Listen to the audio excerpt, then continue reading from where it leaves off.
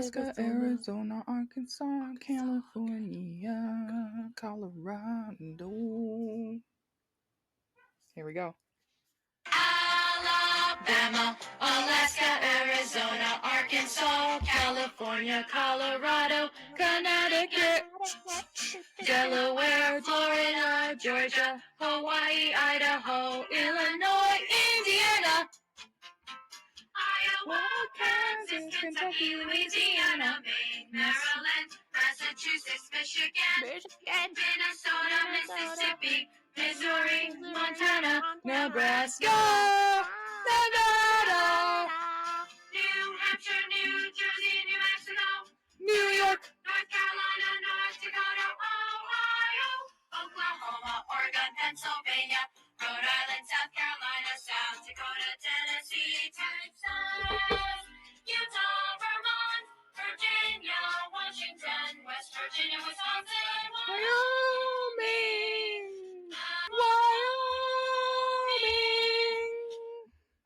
The end. That was the episode. Hello, everyone. We are both actively dying. This will be our last episode. Please wish our families well. That's why we played the 50 States song. It's how we celebrate our death. The cure for death. To live. Live, live, live. Why do we always hold our mics? Live it up. Live. Live, laugh, love. Alive. Fuck.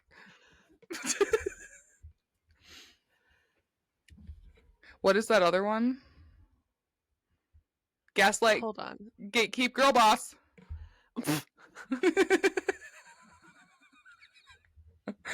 What am I holding on to? What's the one that you said? It was like hydrate, rejuvenate, castrate. Yes. Yes. I forgot about it. Oh, hydrate, rejuvenate, castrate. I still stand. Yes. Same. Well, hi everybody. Welcome to our channel. How are we doing? What's up? What you been doing? Have you visited your grandparents lately? How about your mom? If you don't have a mom, I'll be your mom. No, I won't. I can't. I don't want to have any children. I'll be your friend mom. I fall into that role quite well. Yeah, not your friend mom. Your mom friend. You knew what I meant. Yeah. I almost said, like, you at your grandma's house. I don't know. How you doing? Pretty good. I'm a little tired, but that's the usual for me lately. Feeling overwhelmed by life and just normal shit. How are you? I'm here. Yes. She's here. I'm queer. We got it all. We have everything. Exactly. It's the best of both worlds. Yeah. Life has been kicking my ass recently. Like, so pray for me. With both feet. It's donkey kicking you in the ass. Yep. Yeah. Yeah. Send prayers or like money. Yeah, send me all your money. Prayers don't do shit. Money does. But I'm glad we're recording. Me too. Because I missed you, Beach, even though we talk literally every day, but it doesn't feel the same. It doesn't. We gotta have a regular FaceTime soon. I know, we gotta get ahead and figure out, especially with everything coming up in May, but... Excuse me. No, never. Oh, this did not go the way that I planned. Alright, it's... Bring out CEO Samantha. No, I don't want to. I just want to be comfy, Samantha. Give the people what they want. To take my face off the screen? Okay. No. I know what the people want.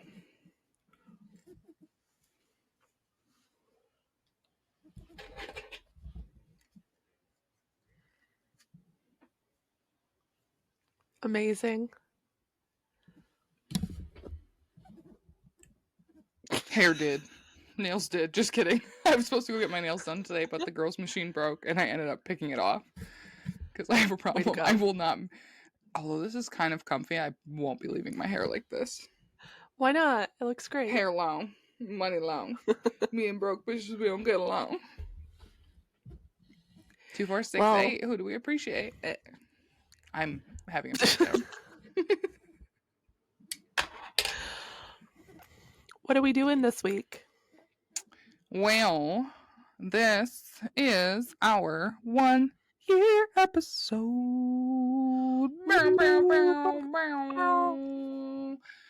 We have been doing this shit for 52 episodes, 52 weeks, 1 whole year, 365 motherfucking days. That's insanity Holy to me. shit.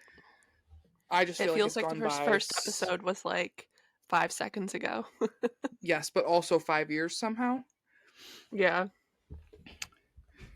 So, as a special little triggity treaty skiddly daddly do, Haley and I did a little collabity boo. I shouldn't be the leader of this episode. And we are going to talk about the land of the home, the land and the home. No, the land of the free and the home of the brave. The land of the home, the land of my home, and Haley's home. It's my home, not yours. Oh, say, can you see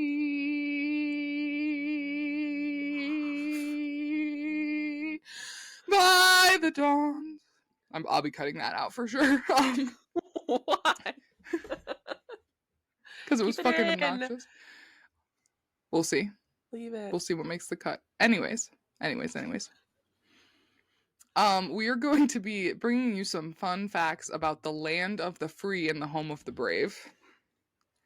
I did air quotes for anyone who's listening and not watching.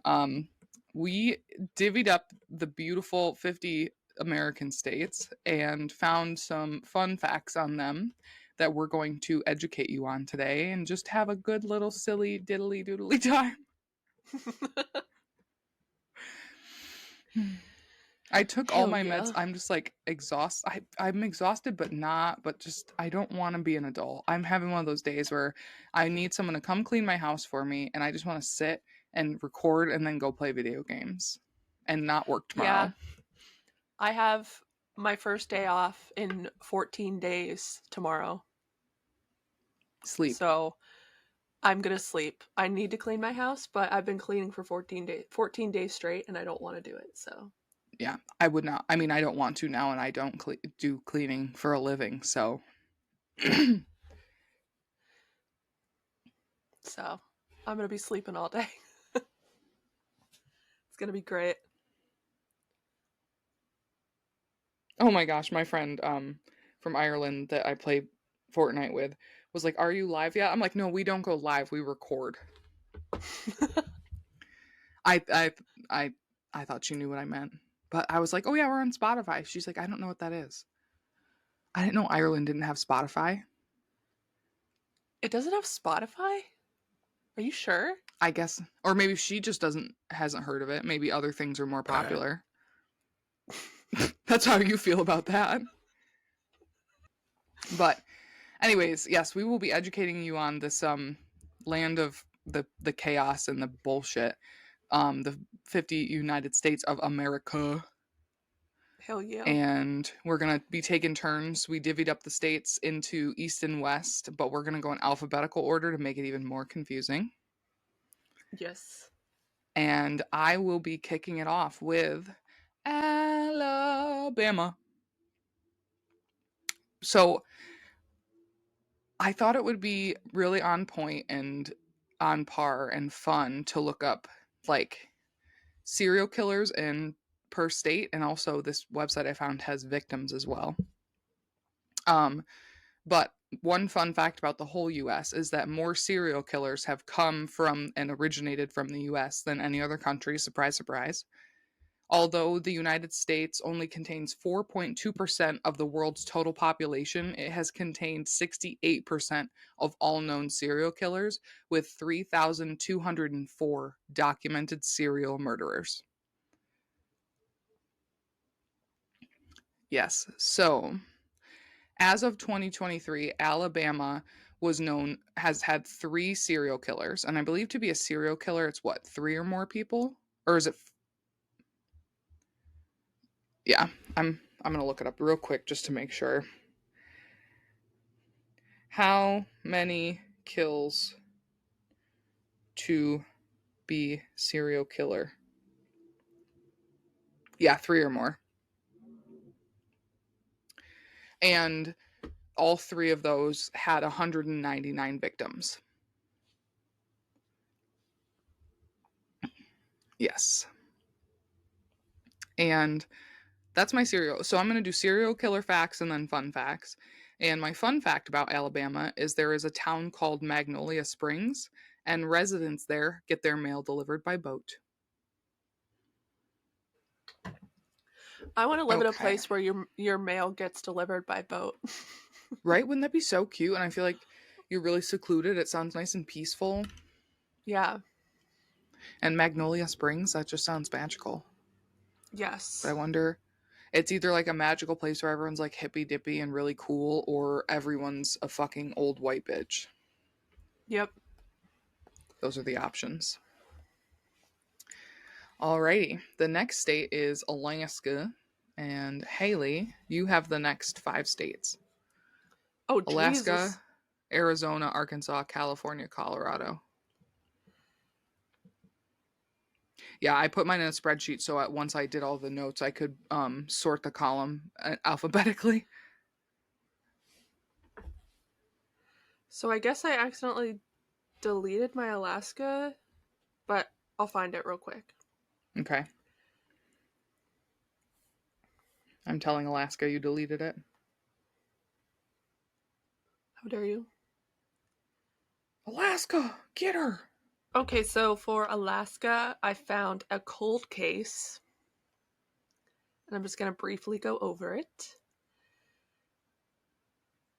And it's Alaska's worst unsolved mass murder.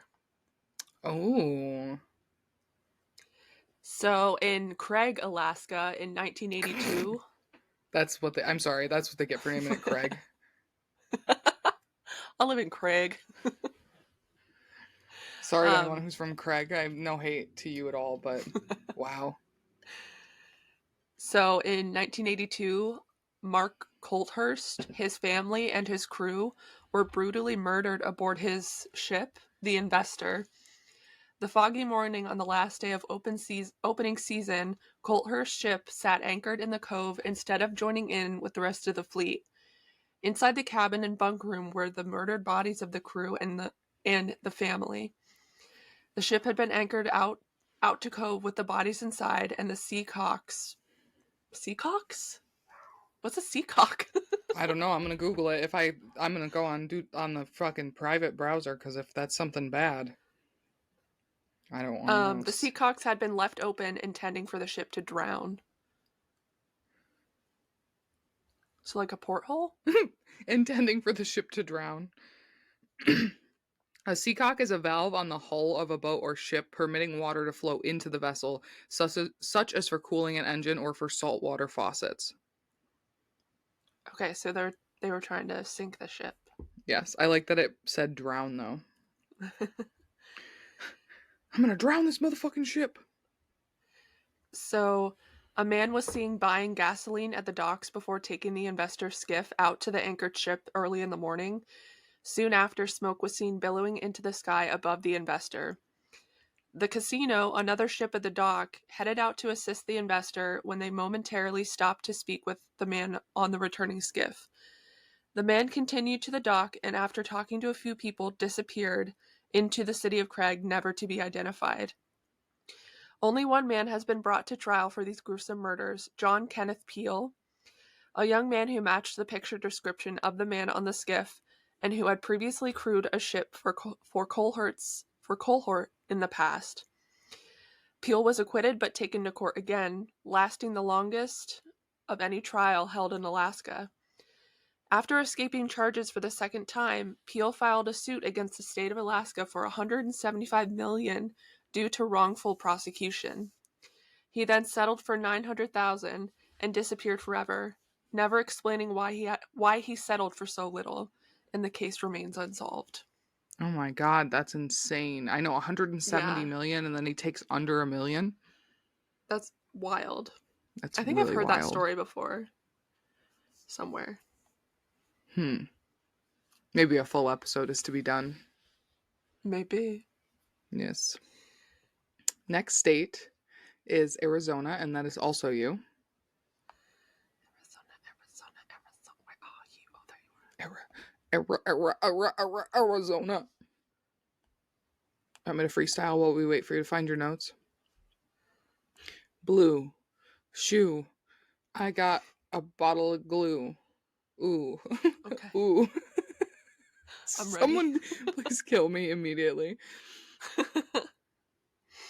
So I found this article has 50 facts about Arizona you probably don't know, but I'm not going to read all 50.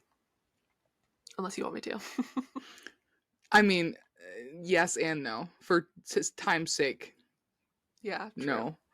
For fun's sake, yes. So,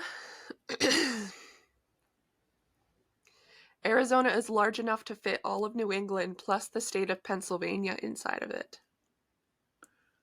Holy shit. That's wild. That is wild. I didn't realize it was that big. I am very geographically challenged, and the other day I tried to say that and said geologically challenged by accident. So I'm just not right. Next, we have Arkansas. Oh, wait. Oh, I was sorry. gonna read a few of them. I'll read like 2 more. No rush.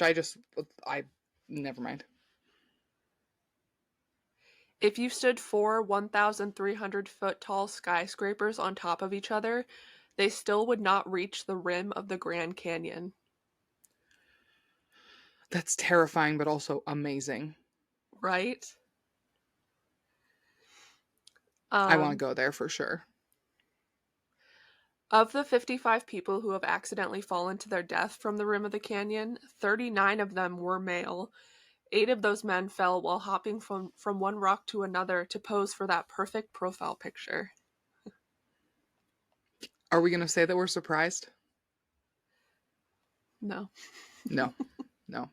I would love to go to I would love to go to the Grand Canyon, but I think I said this in a previous episode. It might have been the ADHD episode. My brain says jump. I wonder what it would be like to jump, and that terrifies me. So I definitely want to visit, but I'll only stand on the edge for a minute.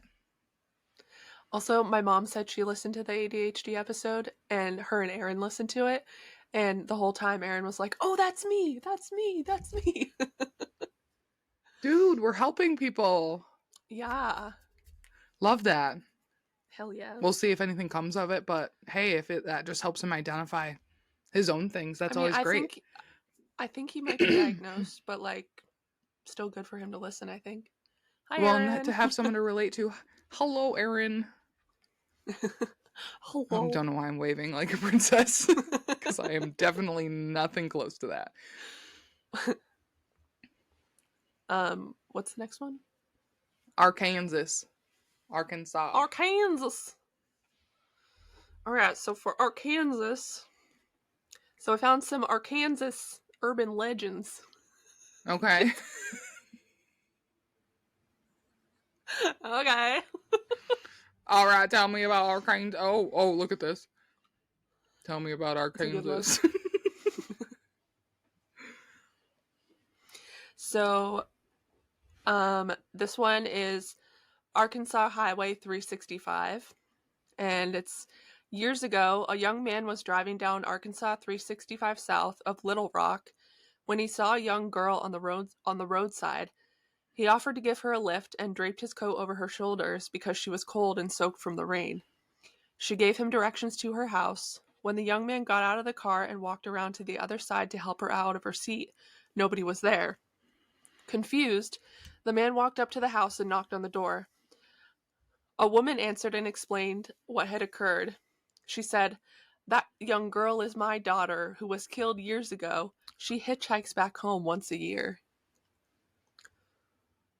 I knew it He was going then to be drove. some shit like that when you started saying that he Yeah. saw a young girl in the road.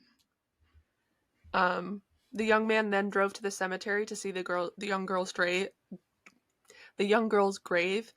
There he found his coat draped over her tombstone. Oh, Spooky. so cool, so spooky. Oh my god. I'm She gonna read just one wants more to get short home. one. Okay.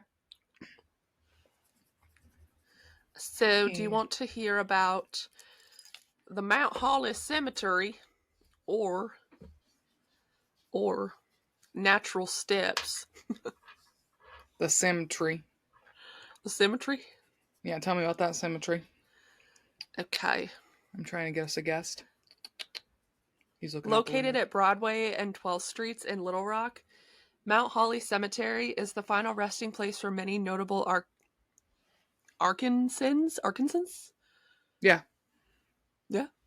Yeah. Several reports of paranormal sightings and photographs taken at the property have been made, including apparitions of people dressed in period clothing and bright lights and mists. Some visitors have claimed that statues have been mysteriously relocated to the lawns of nearby houses. The sounds of a flute echo have also been heard, and Ew. trinkets and small items have been known to appear and disappear around the graves. Creepy. The flute echo is like Uh-huh. extra creepy. I remember when I played the flute. I remember when I played the trumpet and then the clarinet. All right. All right. The next state is California. California. California love. There we go. Took me a second. California. So I haven't read this article, but it was interesting, the title of it. Just read the title. That's the only fact. So the title is "Man Living Atop California Volcano Shares Amazing UFO Story." Read the article. I must hear. He lives on a volcano. Get all the information you needed? Yeah. And aliens? Fuck yeah. So, a California man who has lived alone at the summit of Mammoth Mountain has seen it all, from the worst of California weather to UFO encounters. At 61 years old, Vincent Valencia, that's a cool name. I was going to say that's a great name. Vinny B. So he spent most of the last 18 years supervising Mammoth Mountain ski area's gondola operation. He says, quote, "I may not see another living soul for 5 days or more. I'm by myself and not doing anything stupid. A social butterfly isn't going to like this job," he said, "but that's not me." Where's his story?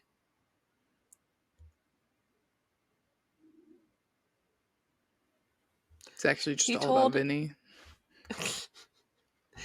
He told the Union Tribune of one day in 2009 when he watched, quote, "a bright white orb fly in low from the northeast at treetop level, maneuvering along valleys and gorges before disappearing behind a ridgeline." So that's try to get his story. So we have this one more article from California.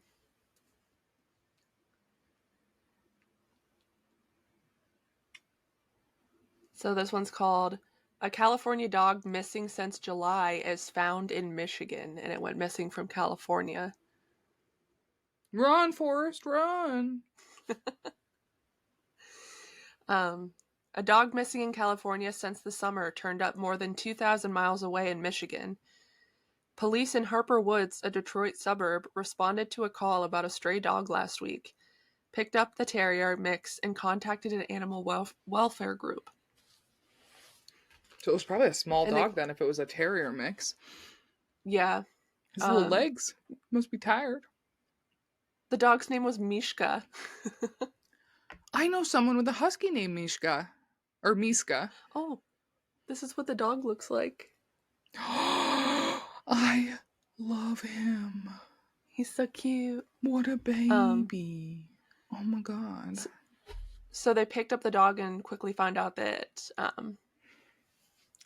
she had a microchip, and they were reunited with their family. See, that's why it's so important to like microchip or collar your dogs with their names. And I know in New York you can go to Tractor Supply Co. and they microchip your dog for like $15-20. Yeah. The vets will do it for pretty cheap too, but oh, what a good pup. Yeah, both my Sorry, dogs are. I don't have my cats microchipped. I should. All of mine are because the cats at the rescue, every time they have a cat, they microchip them in case someone takes it, like one of the cats in, and then they get let go, like, or lost. Yeah. But most of the time, it's people just letting the cats outside and not taking care of them. Gross. I know. Next is Colorado. Colorado. The weed state. So as you can probably guess, I picked a lot of like true crime and spooky stuff. No way. I would have never guessed. So here's a few haunted places in Colorado. Ooh, spooky, spooky.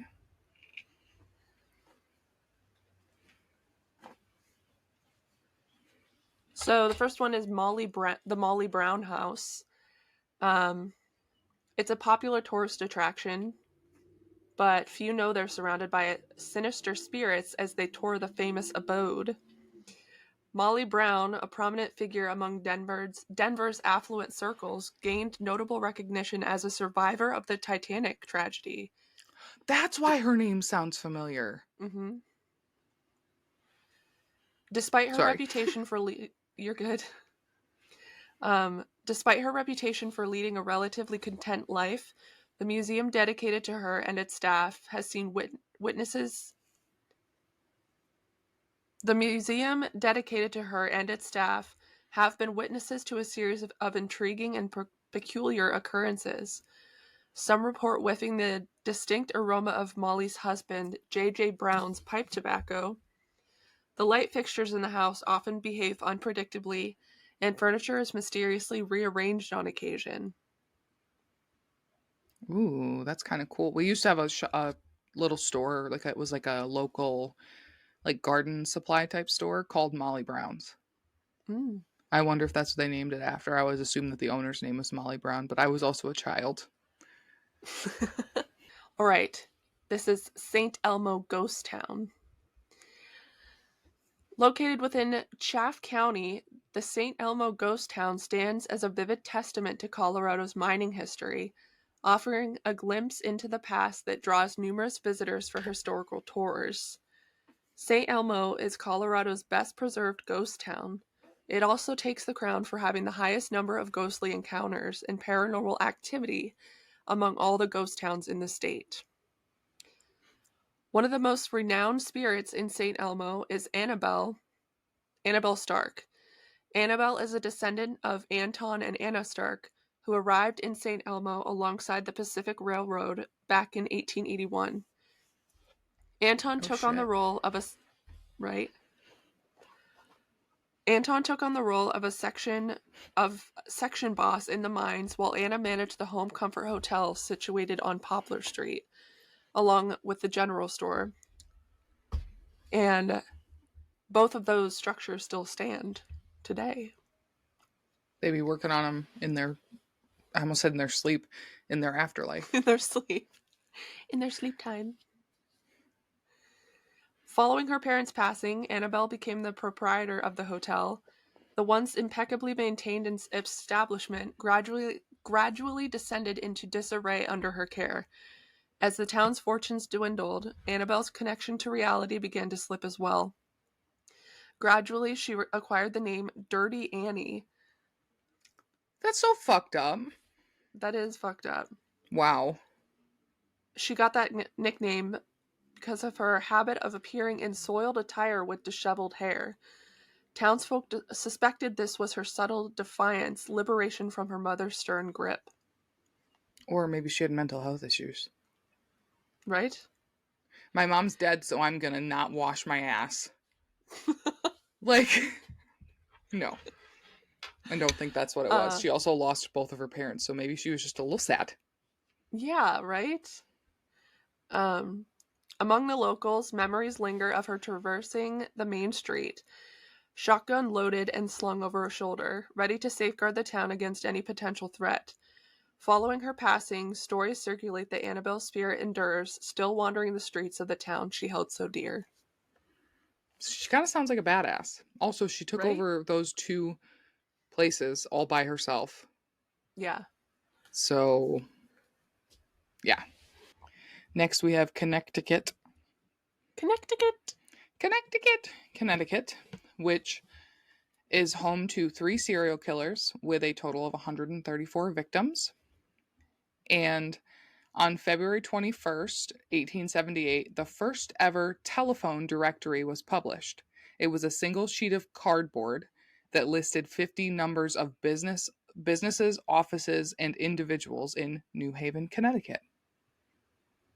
I feel like I just heard that said. I think Ladies and Tangents talked about that recently. Really? Yeah. That's crazy. Also, I'm I pretty think sure so. that in the basement yard, when Frankie and Joey talk about Frankie's family lake house, it's in New Haven. That sounds Oh, creepy, yeah. but it's just because they talk about it so much. I know where your lake house is, Frankie. I'm You know gonna how many come hang lake out. houses there probably are? Honestly, I would love to hang out, but I won't be that weird. Not yet, at least. I'm so excited I got tickets to their Seattle show. Oh, I'm so jealous.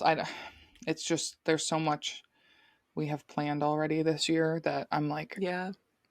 plus we might go see Fletcher for I get Megan's to meet the birthday. ladies in a week. Oh my God, yes, you do. My birthday's in 5 days. Hell yeah, it is, bitch. I'm so excited. We're going We to gonna the party or what? Yeah, I'm going to party at the zoo and the aquarium. I'm very excited. I as much as I do sometimes miss partying, the recoup time from it is too much. So I'd much rather go to the zoo and specifically the aquarium and just like look at all the fish Yeah. because I love fish to look at, not to eat. Haley's You don't disturbed like to by eat fish. fish? I am. No, not a fish person. I will eat some crab rangoons, but that's also imitation crab. I love crab rangoon. Yeah. Oh, now I want some. Okay. Our next state is Delaware, which is home to only 2 serial killers. This is all of this is as of 2023. And those 2 serial killers had 16 victims. I'm thinking like maybe I'll go through and like periodically do an episode for each state with their serial killers or like the top few, but I mean Delaware there's only 2, so it would be Yeah. those 2. And in Delaware, chickens outnumber people by about 200 to 1. So I kind of want to live in Delaware cuz I also fucking love chickens. I do That's eat so them, but funny. if I made them my friends, I wouldn't. Let's move to Delaware. Okay. Sounds good to me. Next we have the lovely, lovely, lovely, lovely, lovely Florida. Oh my god. Hi, Mom. And where is the website? Oh, there it is. Because it says there's only one, but I don't think that's true. And maybe I wrote it down wrong. Only one serial killer? Oh, I'm sorry. These are by place of birth. Like where how many serial killers originated like from like were born in that state. Oh, gotcha. So number of serial killers by place of birth from 1970 to 2020, there was only one that was born in Florida. And in Florida, in the same time frame, not necessarily by that same serial killer, there have been 933 serial killing victims in Florida. Jeez. I know. I'm gonna stay away. It kind of makes sense with all the people who they weren't born in Florida but moved there. Like people, there's not a lot of people that were like that grew up there. Right. Compared to Especially who. back then. Mm-hmm. Right. And I don't think I'm going to pronounce this right, but Ochapi, Florida, is home to the skunk ape research headquarters, investigating sightings of the around 7 to 9 Bigfoot-like creature that allegedly lives in the Everglades. I've heard about that. Yeah, I might have to do a little cryptid episode about that. Do it. Haley, you definitely went more in depth. Whoops. I'm just reading full articles basically. Like, Oh, okay. I just did like little note skis. yeah. And we go to Georgia next. 4 serial killers originated or were born in Georgia, and there have been 409 victims of serial killings from 1970 to 2020.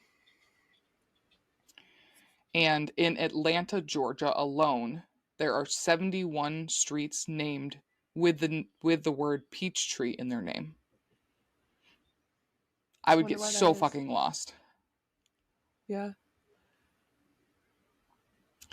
And then we have Hawaii. There has been 1 serial killer originating from Hawaii, and in Hawaii, 13 victims of serial killings. Okay. So, this fun fact is a real good one, but it's going to be really hard, okay? Okay. The state fish of Hawaii is the humu humu nukunukuapawa, or the reef triggerfish. Humu That's humu perfect. humu humu nukunukawapawa reef triggerfish. It's a lot of fucking syllables and fucking huma, like, no hate to the Hawaiian language or anything. I can't fucking do it. I'm sorry to keep yawning. Oh. You should be. No, I'm just kidding. Wake up.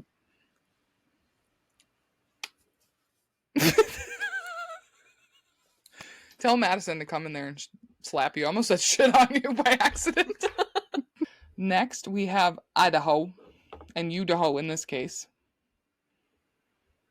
Idaho has potatoes.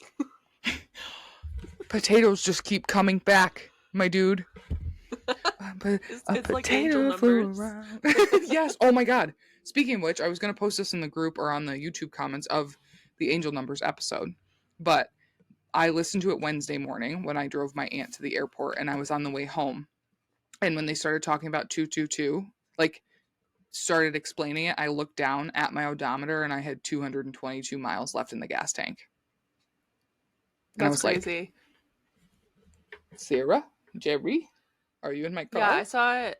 Somebody made a post about 111 on the group, and the second I saw it is when the time changed to 111. So Weird. I believe in that shit so much. oh, Indeedy I doodly forgot it doo. was my turn.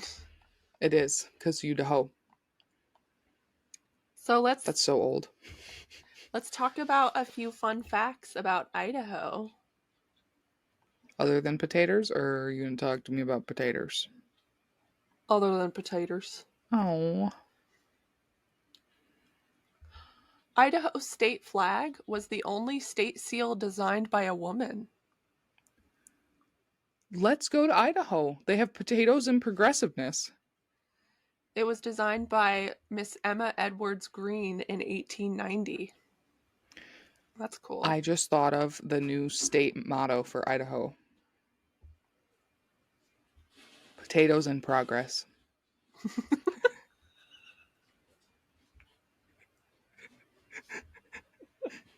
I like that you put potatoes first. Well, obviously. You gotta lure them in somehow.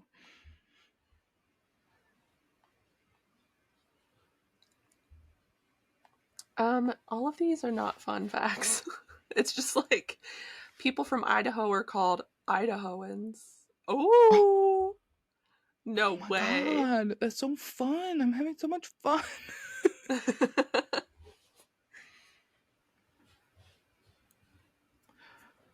Potatoes have eyes.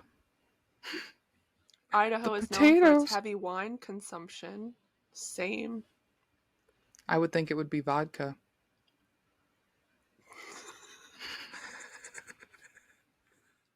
What? Vodka comes from potatoes.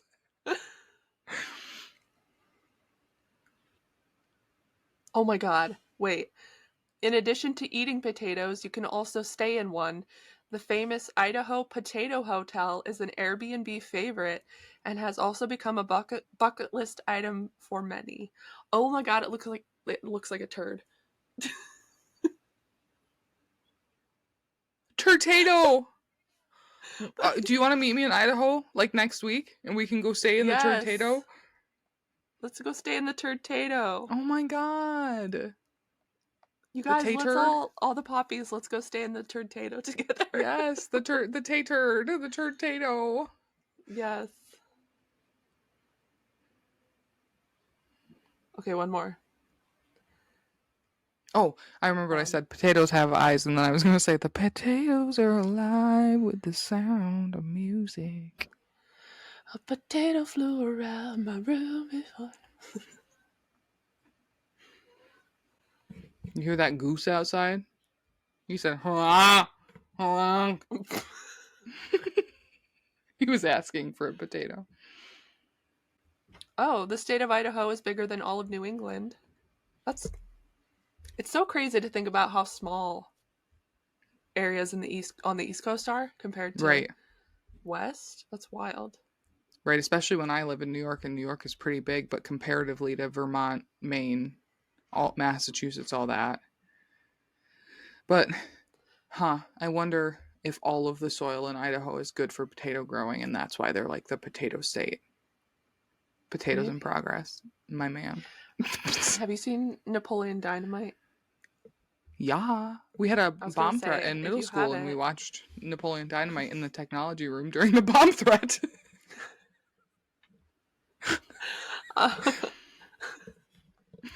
calm down. I got a good movie to calm everybody down. It's Napoleon Dynamite. I was playing Webkins and watching Napoleon Dynamite. I wasn't scared of shit. I was like, I die happy today, motherfuckers. But apparently that scene where he's like, Tina, come get your dinner, was filmed in Idaho. And he's also got tots in his pocket. I wonder if those tots were made from Idaho taters. I almost said Idaho taters. Well, that's Idaho. Well. That's all you need to know. Yep. Potatoes. What about good old Illinois? Illinois.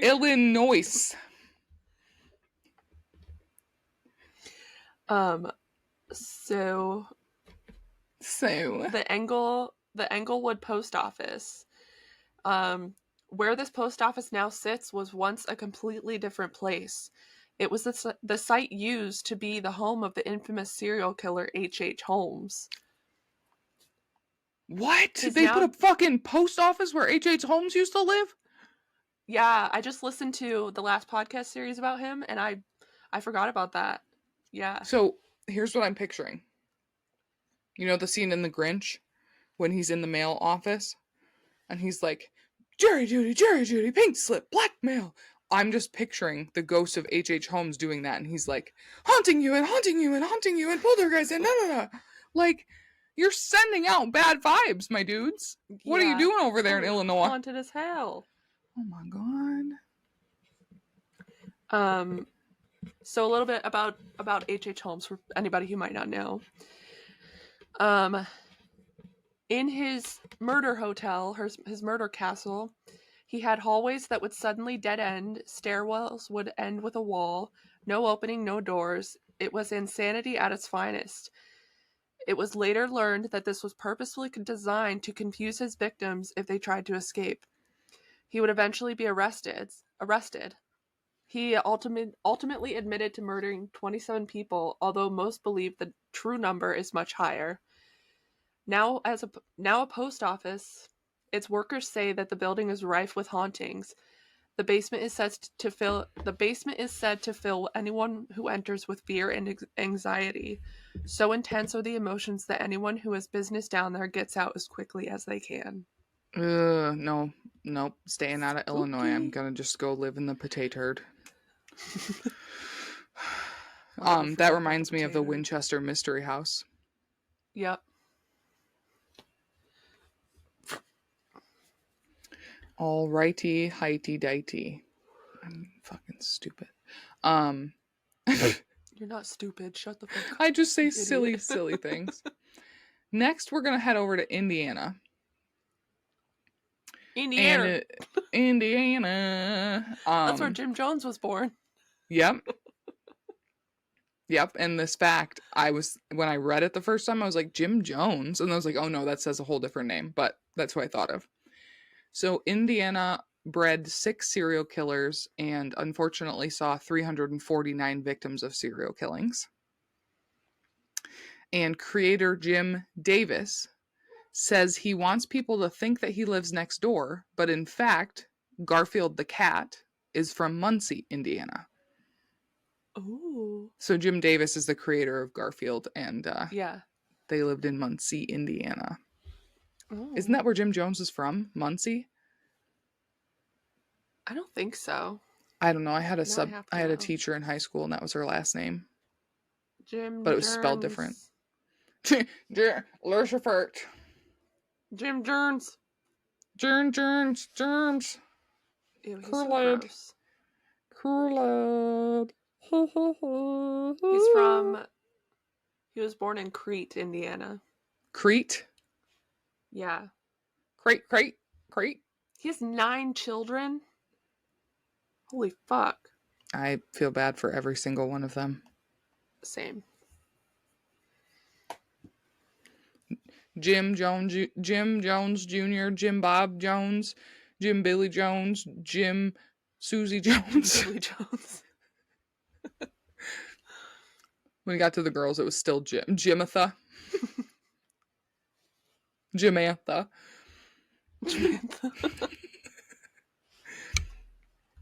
Okay, next we have Iowa and Kansas, which are both yours.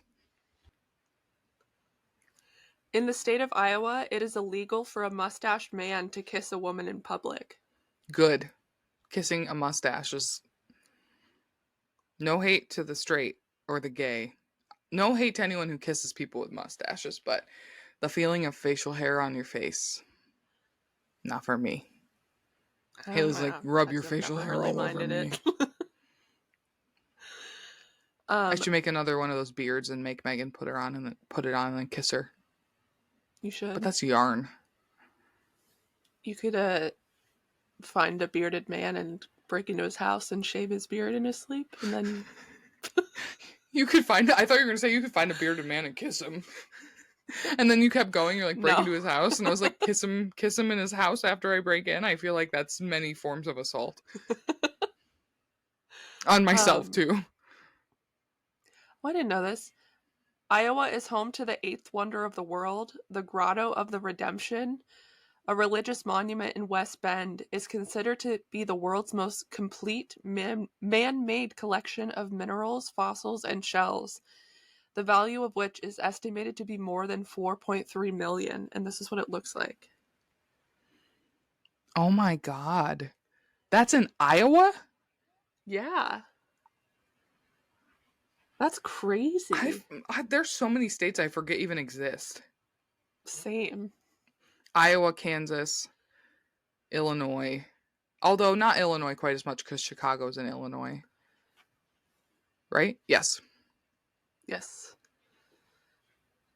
Oh, Geography. Sliced bread was created in Iowa. The best thing since sliced bread.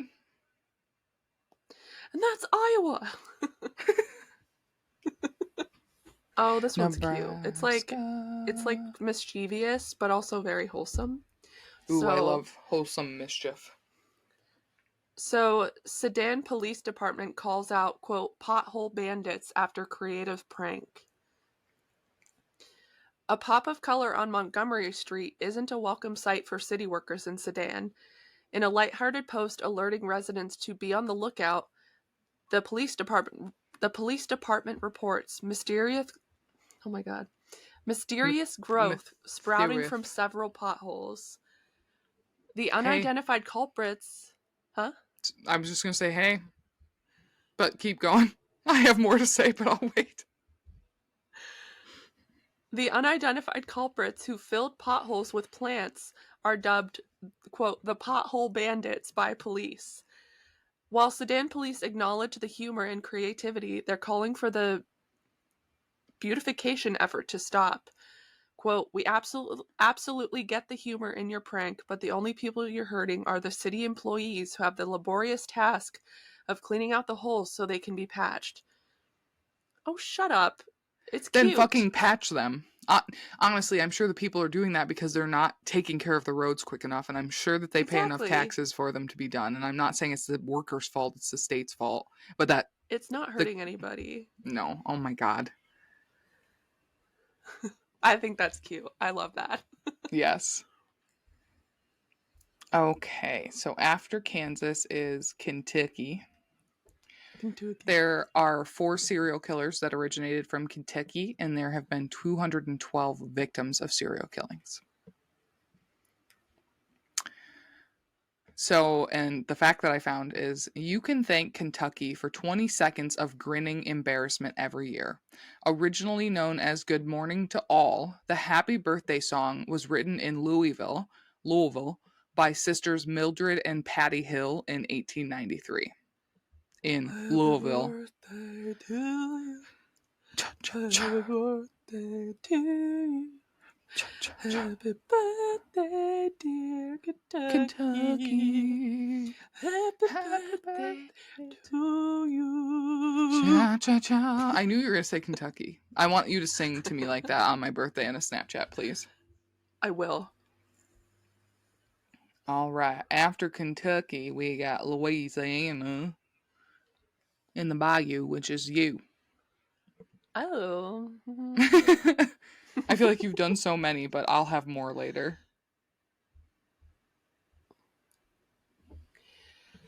83-year-old Louisiana nun released 5 months after she was kidnapped in Burkina Faso in Africa. Oh my So, god. She was doing like a mission and yeah, was kidnapped? I think so. Oh my god, that's terrible. So, an 83-year-old missionary nun from Louisiana has been released nearly 5 months after she was kidnapped from her bed in the West African country of, I don't want to mispronounce it, but Burkina Faso. Um, and she is now safe in the US and in custody. And this happened in 2022. 83 years old, first of all, going on a mission to Africa. Second of all, getting Yeah. kidnapped and living through it for 5 months. Mm-hmm. Holy Um, shit. she was kidnapped in the middle of the night on April 4th in her pajamas and without her glasses or blood pressure medicine. Oh, poor Um, baby. yeah, Oh my god.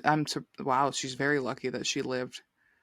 I right? mean, maybe unlucky depending on what happened, but without her blood pressure medication, Yeah, there wasn't a that's lot of scary. information in the article, but I'm glad she's safe. Okay, so the next 4 are me, and they are the ums. Mm. So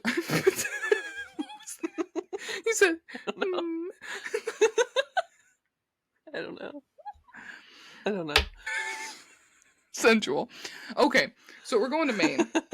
On that note, Maine has bred 1 serial killer and seen 35 victims of serial killings. And there was a place called Machias, Maine, and it was the site of the first Revolutionary War naval battle. Mm. Yes. I Next, like Maine. I've never been, but isn't there that place there? What's that place you said is really gay friendly? Is it in Maine? No, it's in Port. fuck, what is it called? Well, now it's gonna bug me, so I have to figure it out. It's in New England for sure. Yeah. I want to say Portland, Maine, but that doesn't make any sense. No, I really like Portland, Maine, though. You went there on a cruise ship, right? Yeah. What is this place called? Provincetown. Provincetown. Yeah. Maryland or Maine? It's in Massachusetts. Massachusetts. One of the. I'll get to that Yeah. here soon. Yeah. Next state is Maryland, Maryland. There have been 3 serial killers born and bred and 213 victims of serial killings. And Maryland is home to a number of towns with unusual names, including Accident, Hurry, Fair Play, Secretary, Matawoman, Boring, and Crapo. It might be Crapo, but it looks like Crapo. There's also a Boring, Oregon, which I found out. That's so. Where are you from? Boring. I'm from Boring, Oregon. I'm from Boring, Maryland. Okay. Next, we're going to go to Massachusetts. Mass. Massachussetts. They have born and bred 4 serial killers and seen 200 victims of serial killings. And beginning May 14th, 2004, Massachusetts was the first U.S. state to legalize same-sex marriage. Hell yeah. We stand Massachusetts. I mean, there's a song that talks about West Virginia. There needs to be a song about Massachusetts. I'm going to contact a gay West idol. Virginia. Mountain mama, take me home. Take me home. Country roads. Country roads. Country roads, take me home to the place I belong. West Virginia, mountain mama. We're mountain papas. Take me home, country roads.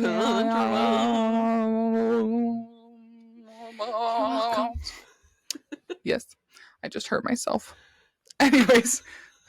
I was going like this to try to shake my neck, and I pinched myself way too hard, and then I also smashed my teeth together. I'm having a bad time. Help me, Papa.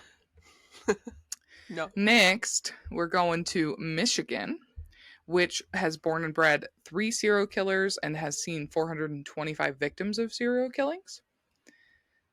Arcadia, Michigan was the birthplace of Harriet Quimby, the first woman to fly across the English Channel. Her feat went almost unnoticed by the media due to the Titanic sinking the day before. Jeez. Right? That Alrighty, Heidi. Next, we have Minnesota, Mississippi, Missouri, Montana, Nevada, Nebraska, Nevada, and those are all yours. Fuck yeah. What was the first one? Minnesota. Minnesota. Minnesota.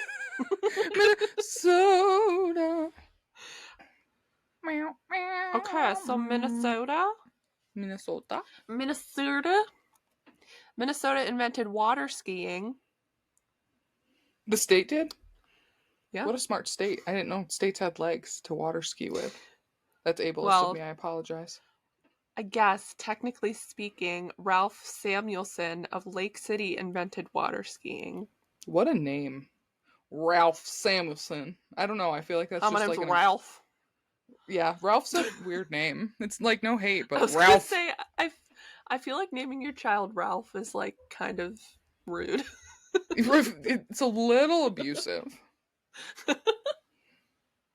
Wreck it, Ralph. Post-it notes were invented in Minnesota. They just are inventing all the shit. Water skiing, post-it notes. There's a 60-foot tall magnetic rock in northern Minnesota. I want to cover myself in metal and go jump on it. You know those Velcro walls you can do? I feel like it would be like that, but like much more powerful. Probably painful. That's okay. That's okay.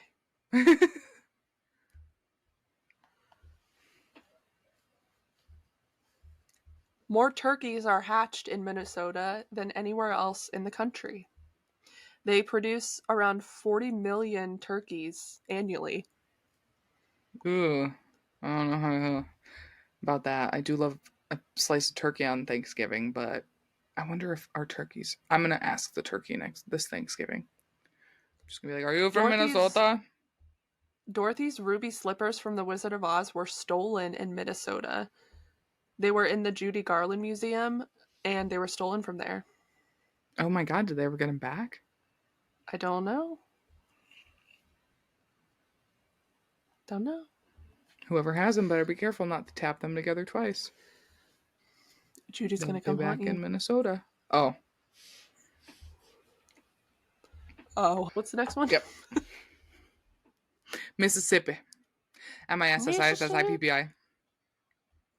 He said Mississippi.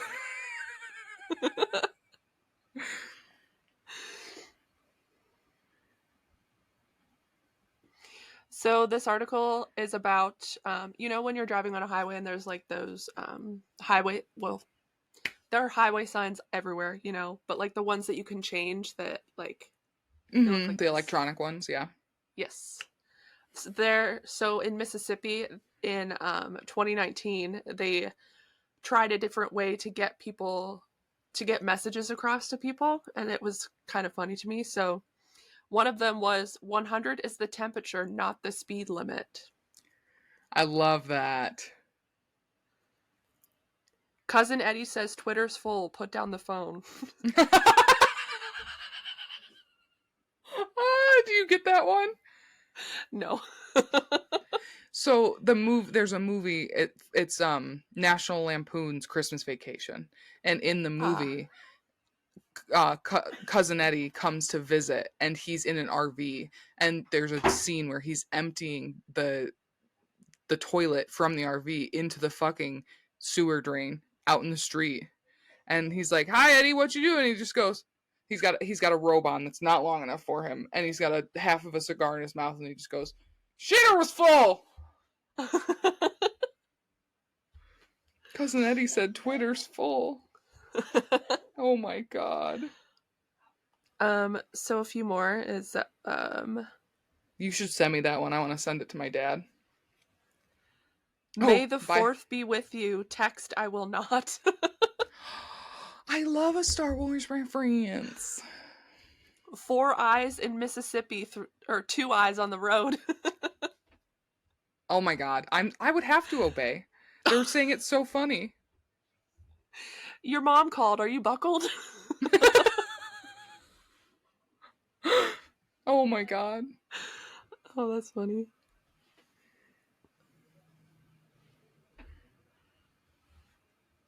Orange cones mean no phones. Texting and driving leads to the dark side. Ooh. Slow down and smell the pumpkin spice. Oh my god. Yep. Next is Missouri. That rolled out of me. Yes. Missouri. Missouri.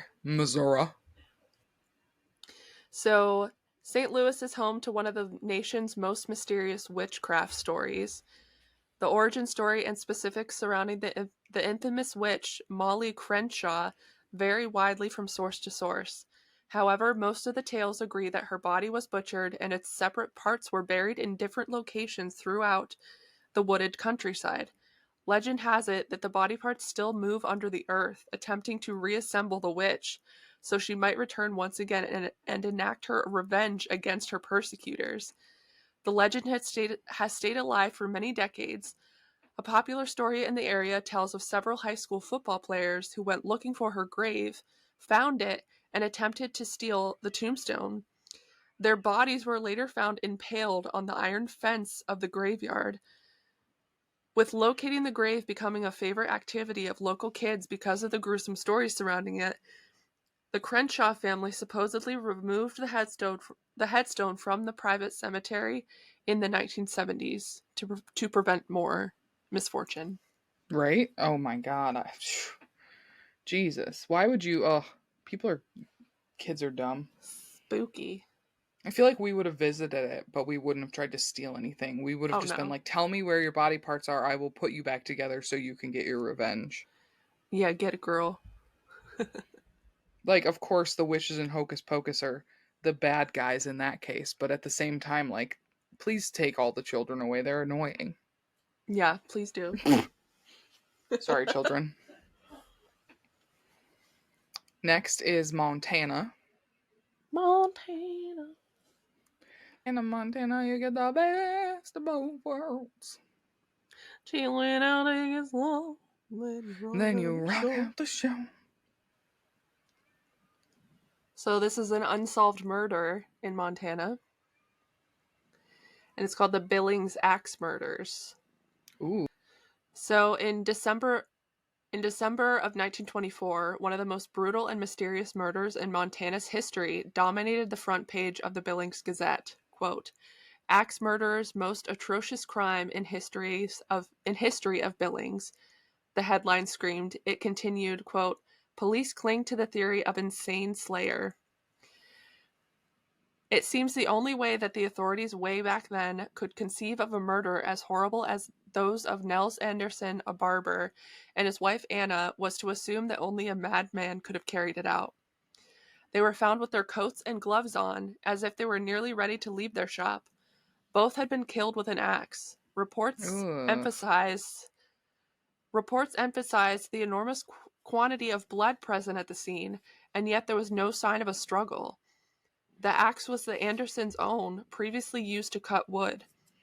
There was also evidence that the murders were not committed in a rage, but were methodically considered, since fingerprints had been wiped off of the axe handle, and the killer had cleaned his hands in a wash bin at the scene. In the relatively small community of Billings in the first quarter of the 20th century, it is extremely unlikely that someone could commit a crime of that savagery without being detected. It Time was traveler. therefore assumed. Huh? Time traveler. Yeah, yes. It was therefore assumed that the killer could have escaped via the local train, the tracks of which ran very near to the Anderson shop. To this day, there have been no suspects in the murders, although unfounded rumors persisted for years. That's insane. Yeah, no struggle.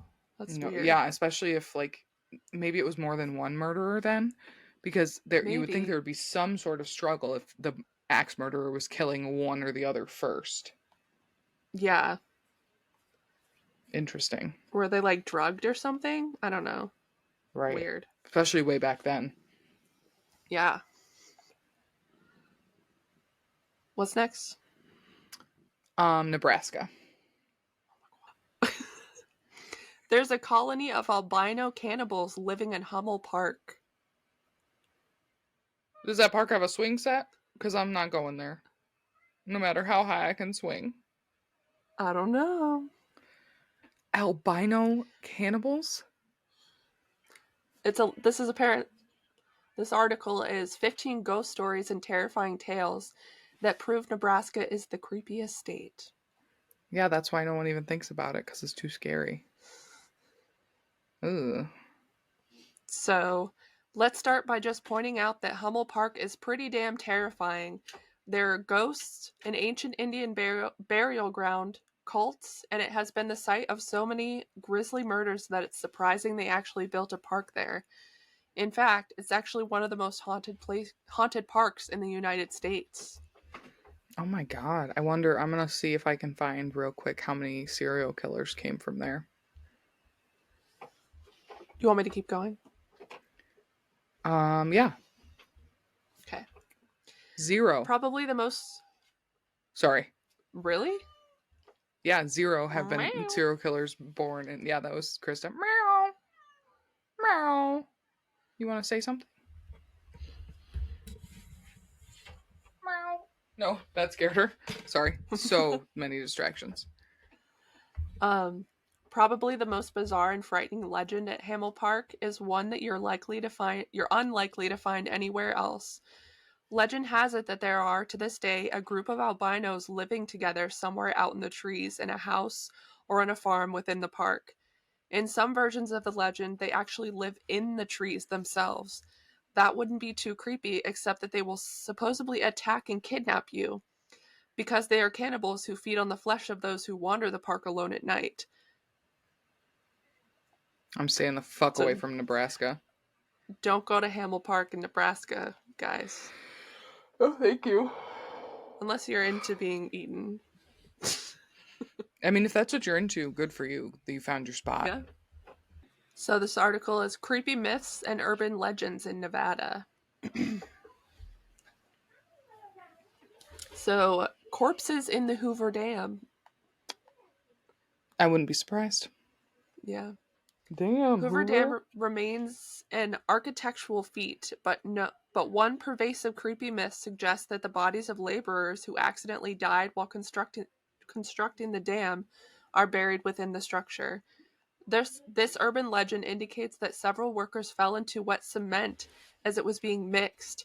Since the cement mixer couldn't be stopped to pull out the workers, their bodies became mixed into the cement, forever sealing the corpses into their concrete grave. While this myth has been debunked, the fact that 96 workers died during Hoover Dam's construction remains. That is honestly, though, I mean, I It's feel like there's been horrifying. other stories of other places where people ended up buried in whatever they were constructing because they died during it or fell in something and no one knew or whatever. Ugh. Yeah. Cement mixers are scary.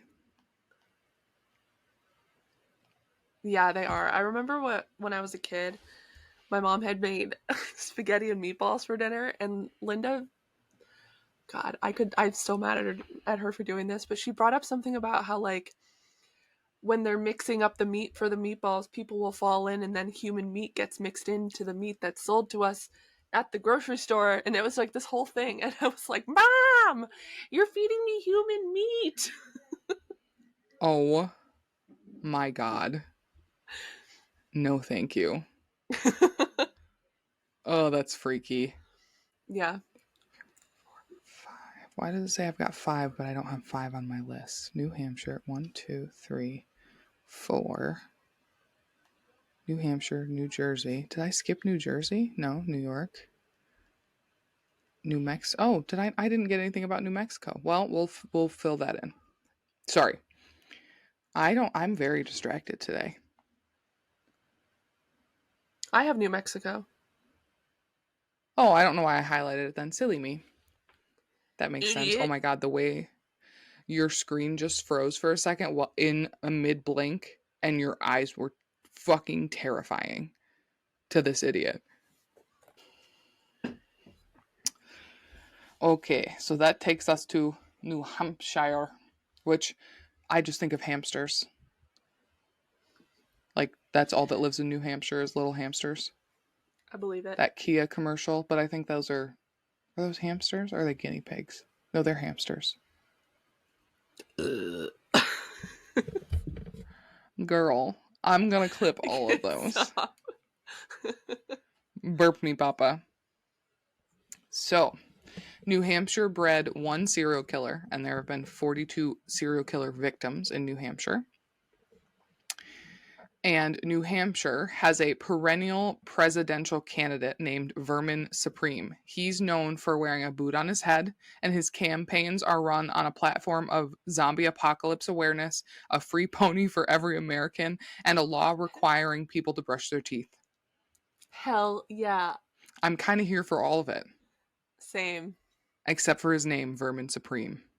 But that also goes along with the fact that New Hampshire makes me think of hamsters.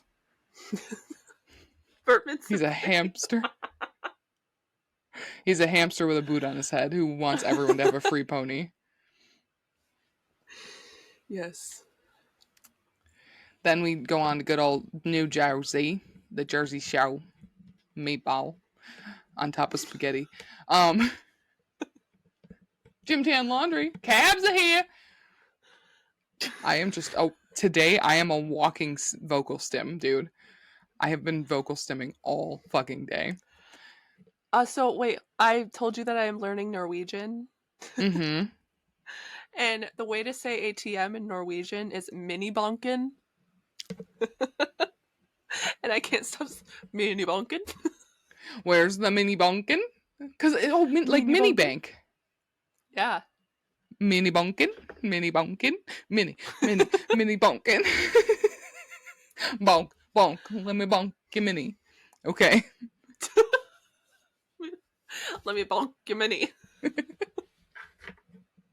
Can I hit the mini bonk? The mini bonk. You got any cash in the mini bonk? Oh, remix. It's the remix. So many fucking stims. Wait, in I got the video game. I got distracted. You brought out CEO Samantha. Oh, I've had CEO Samantha out for the last 10 states. I just realized. CEO Samantha is here to tell you about New Jersey. I'm ready. My hair should be bigger for this. Teresa Caputo, anyone? Yes, someone who's passed. New Jersey has bred a whole 2 serial killers. They were fist pumping, so the rest of them would have gotten caught too much. And 232 people have been victims of serial killers in New Jersey.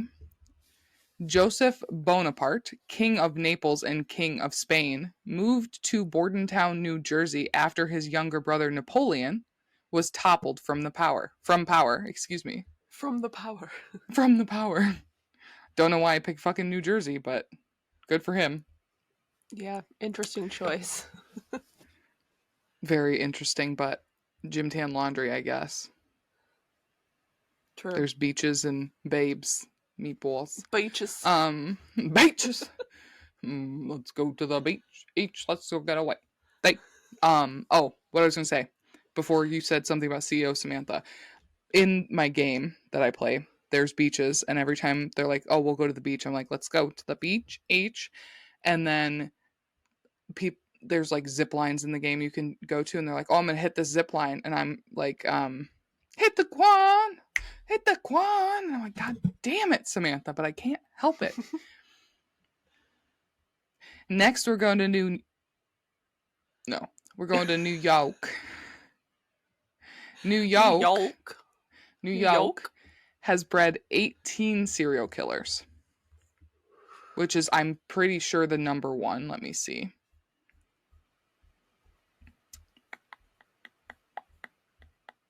Yep. New York has bred the highest number of serial killers. Then California is next with 15.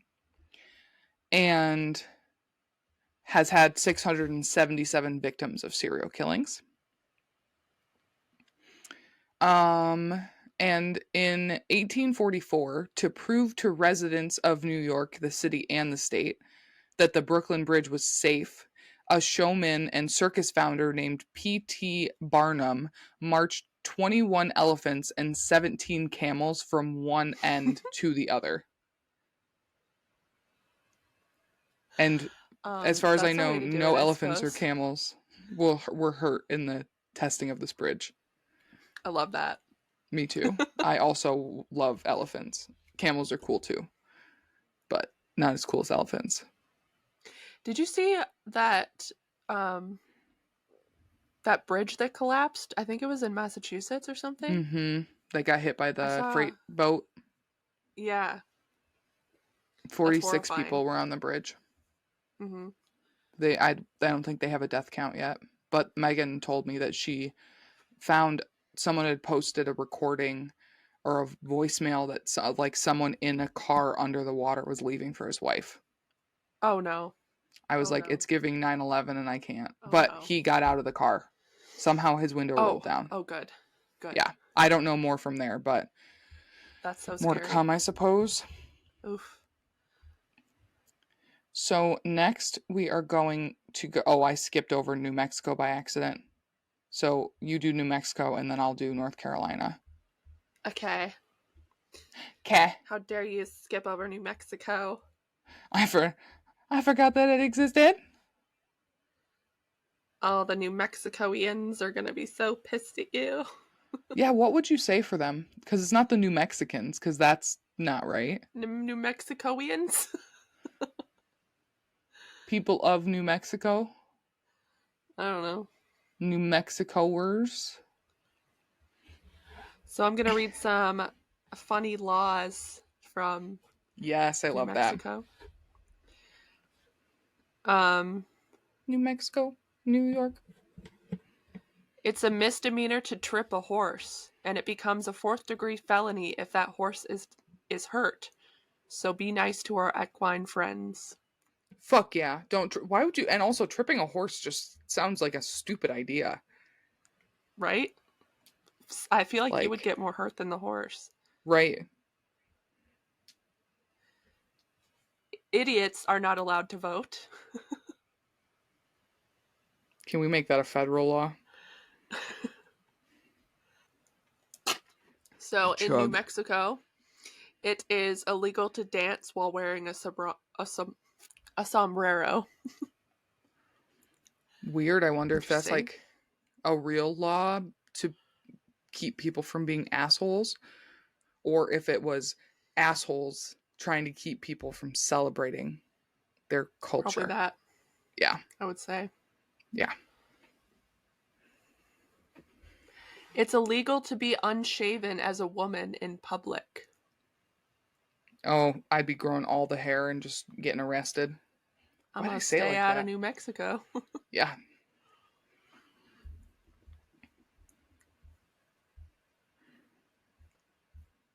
Law says it's illegal for a woman to pump her own gas or change her own tire. Yeah, this shit is outdated as fuck. Yeah.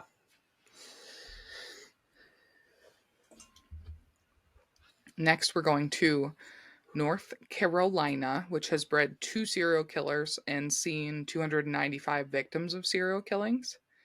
And Pepsi was invented in North Carolina by drugstore clerk Caleb Bradham.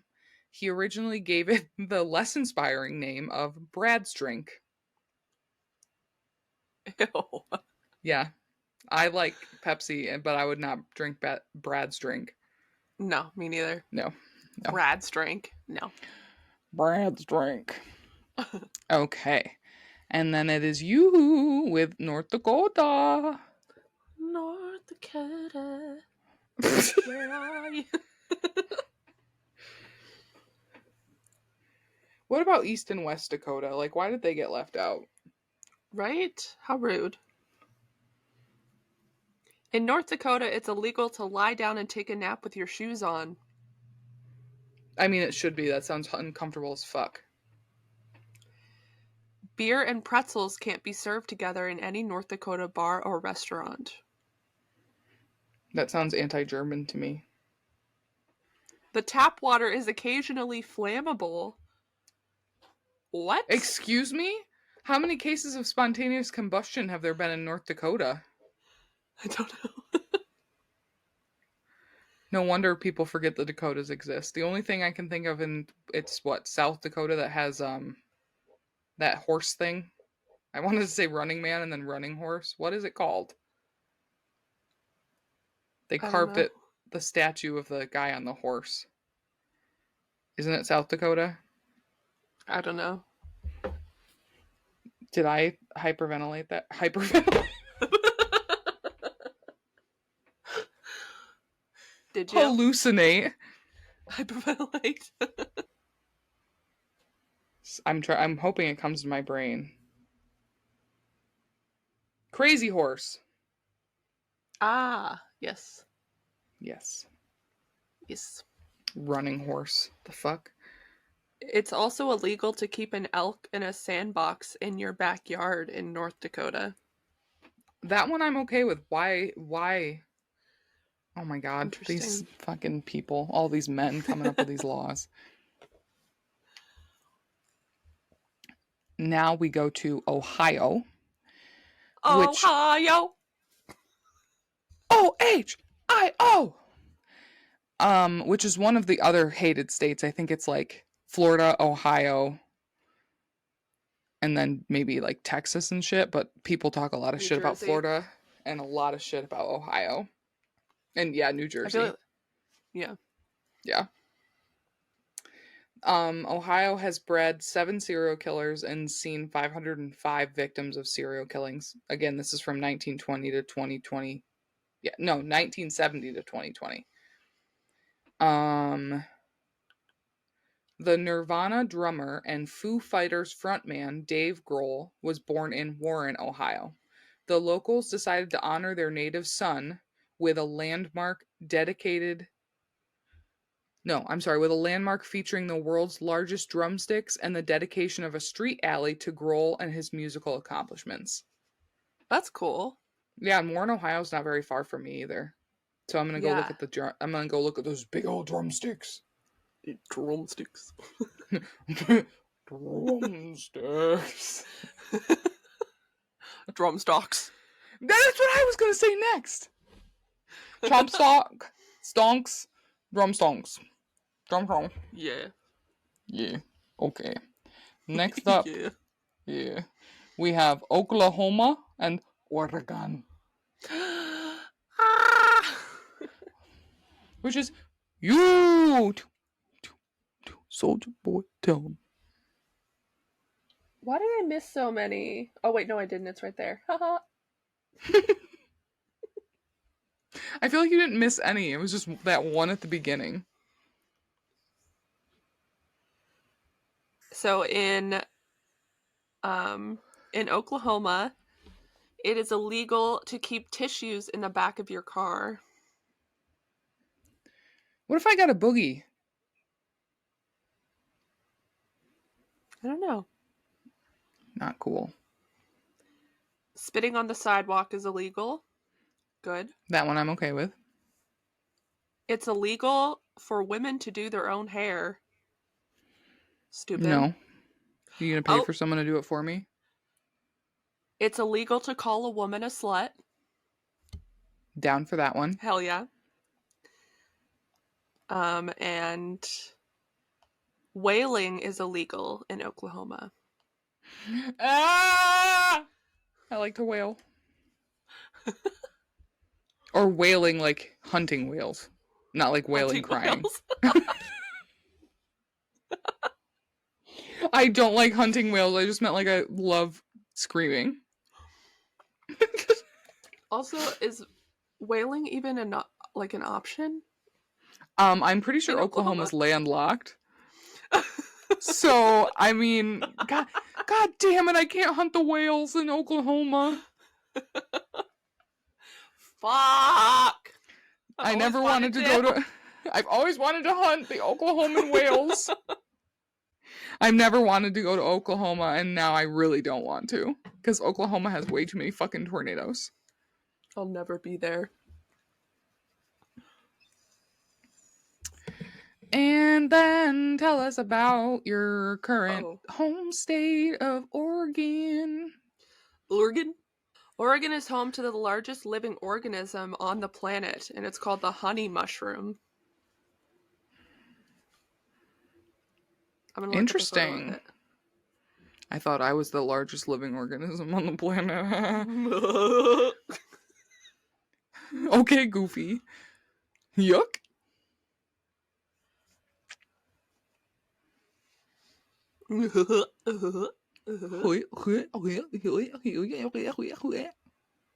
Jesus H. fucking Christ. This episode's gonna be 3 hours long and it's mostly us just making noises and you burping. Holy fuck. Show me. Show me, Papa. No way. No way. That's the Dwayne The Rock Johnson of fucking mushrooms. Dwayne the Mushroom Johnson? This giant mushroom has a root system that covers over 2,200 acres. Holy shit. Honey mushroom. Oregon.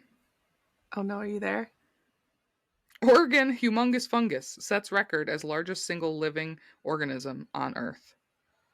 OregonPublicBroadcasting.org.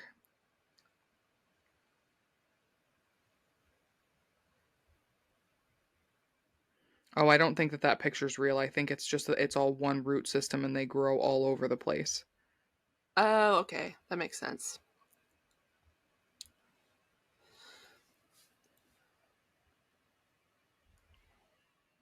Yeah, they grow like normal size mushrooms, but because it's all one root system, That's crazy, it's though. one organism, kind of like the that forest I talked about in one of our. Oh, yeah.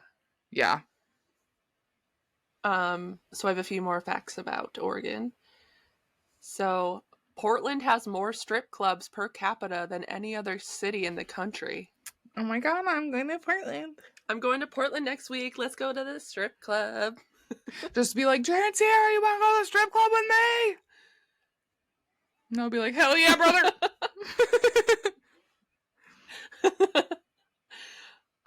Oregon owns 1/4 of America's llama populations. Why don't you have a fucking llama? Yet. Truth. There's a holiday called Exploding Whale Day. Each November 12th, they commemorate the 1970 incident on the coastal town of Florence, Oregon, where a large deceased beached whale was stuck on the shore. Not sure what else to do, the whale was filled with explosives and blown up, leaving a horrific mess on the beach. Not sure what else to do. Fucking pull it towards the ocean and let it float away. Blowing it up What was is not with the right choice. No, what the fuck is with whales? I don't know. That's why you can't whale in Oklahoma. Exactly. Because they're afraid you're going to fill it with dynamite. Oh my god. Was that your last one for Oregon? Yeah. Okay, so now I have Pennsylvania, Rhode Island, and South Carolina. Pennsylvania. Pennsylvania. Transylvania. Near, near. Near, near. Pennsylvania has bred 5 serial killers and seen 462 One of them victims. is me. Yep. And now if they're the populate or the total count of serial killings goes up in Oregon. We know it's Haley. It wasn't me. AKA the hide behind. AKA Papa Pee-Pee. And there have been 462 victims of serial killings in Pennsylvania. And Pennsylvania hosted America's and the world's first baseball stadium when Forbes Field was built in the Oakland neighborhood of Pittsburgh in 1908. 1909. Oh, you broke up.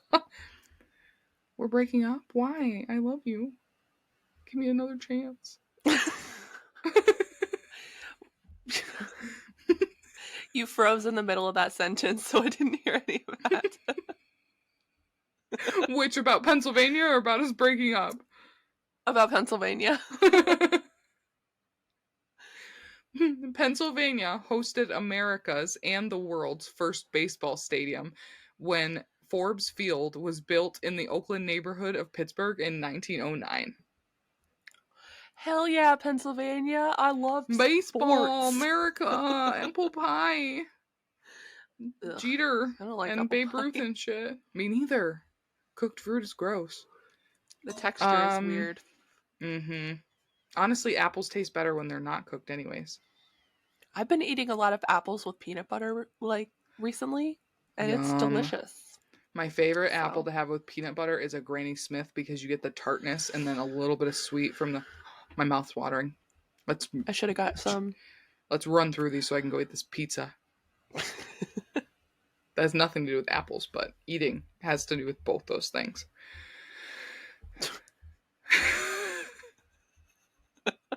Next, we're going to Rhode Island which has bred one serial killer and only seen 25 victims of serial killings. Rhode Island is absolutely tiny. The entire state could fit inside a single Texan ranch. The Texan ranch is 825,000 acres, and it's called King Ranch between Corpus Christi and Brownsville, Texas. And Rhode Island could fit in there. You broke up again, so I missed a lot of that. Just give me another chance, another you chance. broke up again. What the fuck? Hello, hello, hello, hello, hello, hello, hello, hello, hello. Are you in a tunnel? I can hear you. Can you hello, hear me? hello. I can hear you. Okay. Rhode Island is absolutely tiny. The entire state could fit inside a single Texan ranch. The 825,000 acre King Ranch between Corpus Christi and Brownsville. Holy shit. Uh-huh. That's a huge ranch in a tiny state. Oh, I love ranch. That's crazy. It is.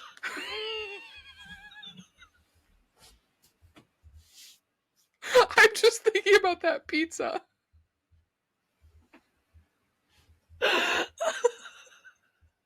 Oh, I love ranch. It's true. Dress me, Papa, with ranch. Sometimes I knock on my fridge to make sure there's no salad dressing. You broke up again. No! That joke wasn't good, so I'm just going to leave it where it was. We're going to leave it in the ether.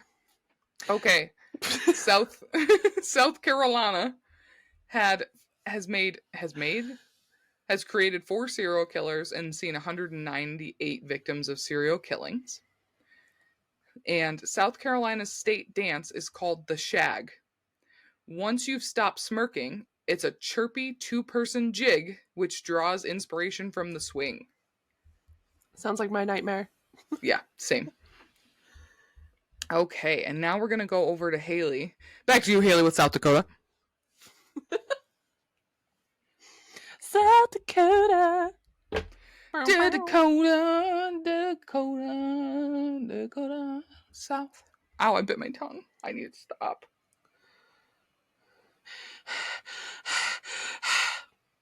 Agreed. Oh my god, there's nothing more frustrating than when you're trying to scroll down in an article and then an ad pops up as soon as your finger taps the screen and it's like, have you heard about Cosentix? Oh my god, Viagra! You look like you could use some Viagra. Only a very old man would be looking up stuff about South Dakota.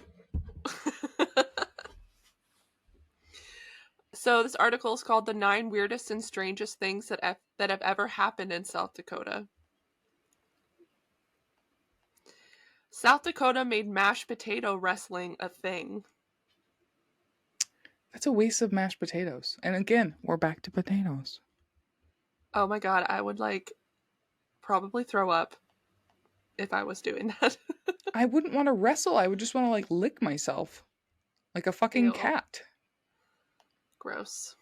And is it good mashed potatoes or not? How much butter? Because that would be slippery wrestling. I need to know. Someone write in and tell us about mashed potato wrestling. I feel like they're probably not adding anything to the mashed potatoes because it's just going to be destroyed, you know? Right, but I feel like, is it just a potato that's mashed? Because that's not mashed potatoes. You got to add the milk, the butter, the chives, the salt.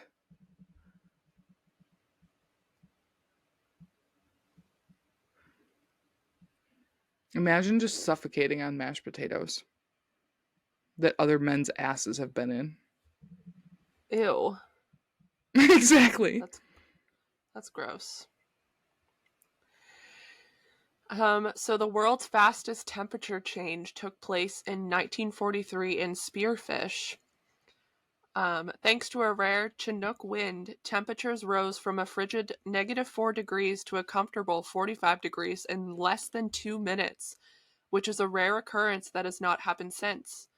Once the Chinook winds died, so did the temperature, which dropped from 54 degrees to -4 in 30 minutes, resulting in countless broken windows. Oh my God. Imagine people go outside thinking they can do stuff and then they're hanging out there and they don't notice and they just fucking freeze to death. Right?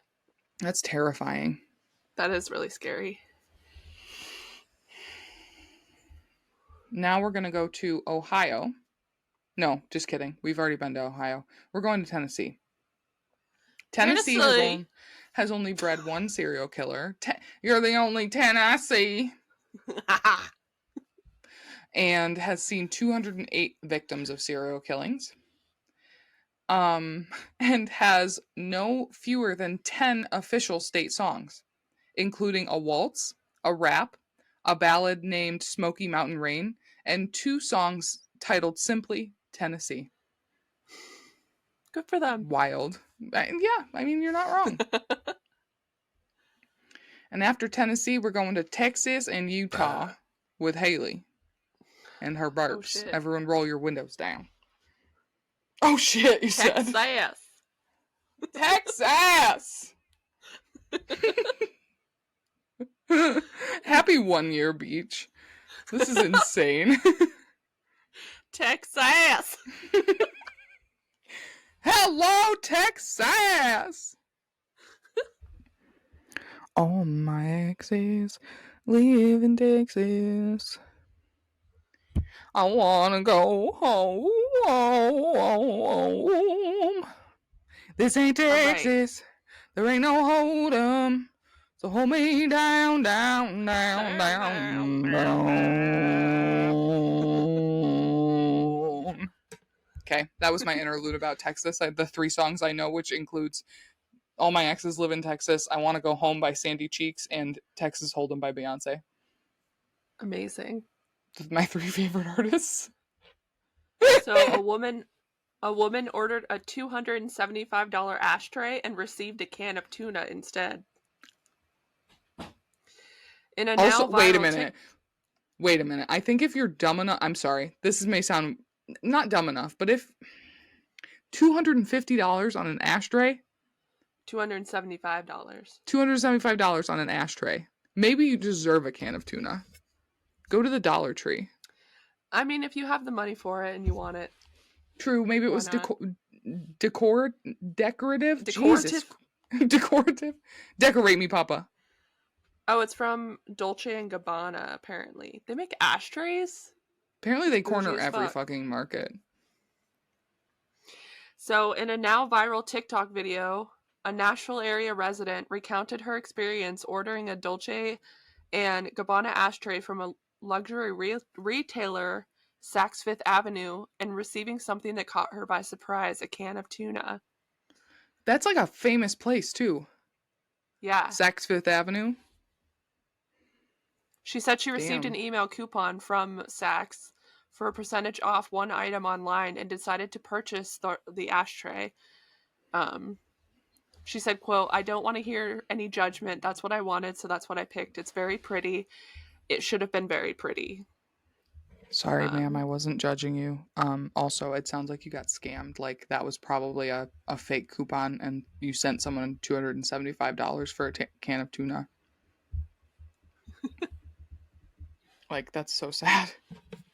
I'm sorry for judging you and your life choices. I wasn't judging you and your life choices. I could not spend $250 on an ashtray. $275, no, me excuse me. I guess some people commented under her TikTok video, and somebody said, "Crack that can open, empty it out. Girl, you got yourself an ashtray." Exactly! I love that. Yeah. A stinky one, but... yeah, that's basically it. Just ash right into the tuna. It'll put all the flames out. Yum. What a beautiful scent that will create. Dolce & Gabbana's new candle scent. Tuna cigarette. Ew. So Utah is next? Is that what you said? Yeah. Yeah. The state of mornings. Yeah. Yeah, yeah.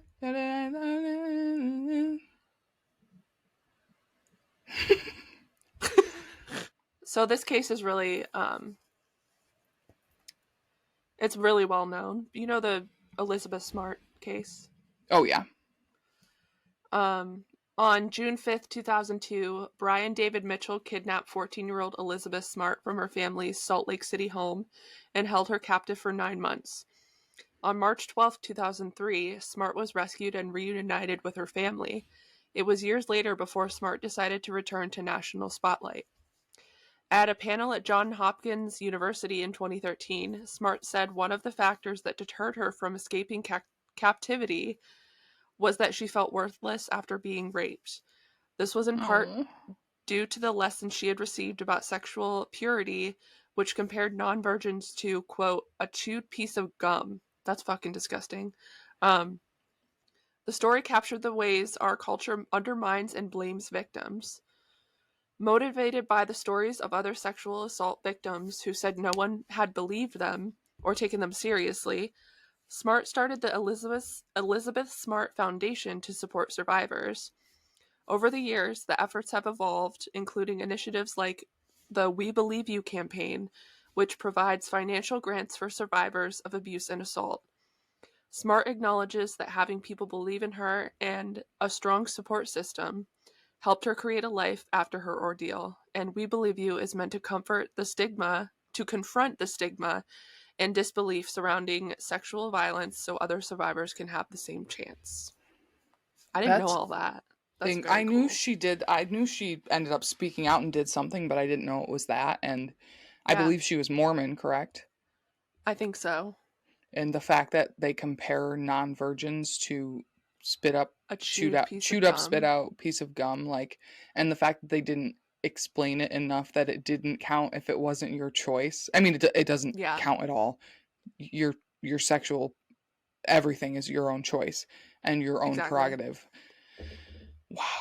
But wow, Yeah, I've seen a couple interviews with her and she turned out to be incredibly like resilient and very yeah, smart, yes, ironically. definitely. Yeah. So next, I will take you to Vermont, which made one serial killer and there's only been 11 victims of serial killing in Vermont from 1970 to 2022. And Vermont was briefly its own country before joining the United States. Between 1777 and 1791, the Vermont Republic had its own currency, military, and postal service, and outlawed slavery. Nice. Yes. I So, think that's where Noah fuck Khan yeah, is from Vermont. too. Did you get that video I sent you earlier of him singing with Olivia Rodrigo? When did you send it to me? Earlier today. It was either TikTok or Instagram, I can't remember. Oh, I haven't been on TikTok today. Let's see. And while you're looking for that, I'm going to tell the people about Virginia. And Virginia has made one serial killer and seen 272 victims of serial killing. And you won't have to choose between doing homework and riding a roller coaster in Virginia, where the state's academic calendar is in part determined by amusement parks. Since 1986, public schools in the state have been prohibited from opening before Labor Day. Haley, will you take us to Washington? Fine. God. Haley, I want to go to Washington. Take me wash. Wash me, Papa. So this is the tube sock killings that happened in Mineral, Washington. Mineral Washington tube sock killing. Okay, this is Yep. interesting. So, the tube sock killings is a series of unsolved murders that occurred in remote areas of Lewis and Pierce County, Washington in 1985. The murder cases were widely publicized and were featured on the television series Unsolved Mysteries in 1989. I love that show. On August 10th, 1985, Stephen Harkins and his girlfriend Ruth Cooper left their Tacoma, Washington home for a weekend camping trip at Toole Lake in Pierce County. When the two did not return to their jobs at Tacoma Vocational School the following Monday, their families reported them missing. 4 days later, on August 14th, hikers passing through Pierce County found Harkin's body near a remote campsite. He had been shot in the head and his body was still in a sleeping bag, suggested that he had been murdered while he was asleep. Oh my God. Nearby, searchers also found Harkins and Cooper's pet dog. Don't Oh, continue. I'm going to skip that part, but you guys know what it is. Oh, no. At the time, law enforcement suspected that the case may have been connected to the murders of Elizabeth Smith and Kimberly Diane Levine, a couple from Kent, Washington, who were abducted, murdered, and disposed of in a gravel pit near the Columbia River in 1985. On October 26th, a skull was found at the dead end of 8th Avenue South near Hearts Lake, about 1.5 miles from where Harkin's body was found. Dental records confirmed the skull belonged to Cooper, and 2 days later, on October 28th, her body and her purse were also recovered from the area, 50 feet from where her skull had been found. Oh my God. A tube sock had been tied around her neck. Oh, this is so sad. According to the autopsy, Cooper had died of homicidal violence, though a spokesman later stated she had died of a gunshot wound to the abdomen.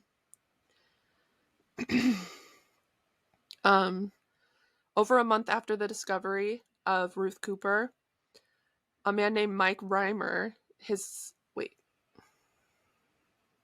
on December 12th, 1985, Mike Reimer and his girlfriend, Diana Robertson, traveled from their Tacoma home to Pierce County, planning to find a Christmas tree. Reimer also planned to check on traps he'd set in the area because he was an animal trapper. Later that evening, customers at a Kmart store 30 miles north in Spanaway found the couple's daughter, Crystal, standing outside the store entrance. Crystal was placed in temporary foster care until her maternal grandmother saw her photograph on a local news broadcast 2 days later. When asked where her mother was, the dazed 2-year-old told her grandmother that, quote, "Mommy was in the trees." Oh, that's so creepy and so fucking sad. I want to vomit and bawl at the same time. According to investigators, the 2-year-old was not nearly verbal enough to provide any information. Police searched the area both on foot and by air, looking for evidence of Reimer's red 1982 Plymouth pickup truck, but efforts remained fruitless. On February 18th, 1986, over 2 months after the couple's disappearance, the body of Diana Robertson was discovered half buried in the snow by a motorist nearing a logging road off Washington State Route 7. Bloodhounds scoured the area in the following days, but snowfall impeded the search. Reimer's pickup truck was also found near Robertson's body. In the truck, police discovered a note on the dashboard that read, "I love you, Diana." It was written on a manila envelope. Robertson's mother claimed the handwriting was that of Reimer. Bloodstains were also found on the seat of the truck. An autopsy revealed that Diana Robertson had been stabbed 17 times, and she was also found with a tube sock around her neck. Oh my God. Due to Reimer's disappearance, investigators suspected he may have been responsible for Robertson's murder and had abandoned his daughter at a Kmart store, then subsequently fled. However, they were unable to determine a solid motive for him to kill his girlfriend. And they also theorized that he was responsible for Harkins and Cooper's murders as well.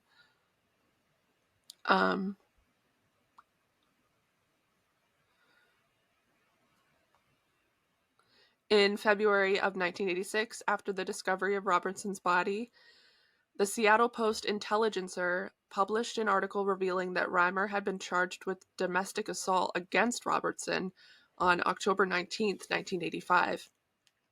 However, the couple had reconciled by December, the month in which they disappeared. Oh my God.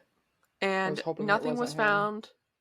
Nothing was found until 2011, and there was a development. On March 26, 2011, hikers discovered a partial human skull, later determined to be that of Mike. It was found in an area within a mile radius of where Robertson's body had been discovered in 1986. Holy After recovery, shit. right? Like how did they not find that? You know, Unless he I don't went know. back there later and ended up like taking his own life. Maybe.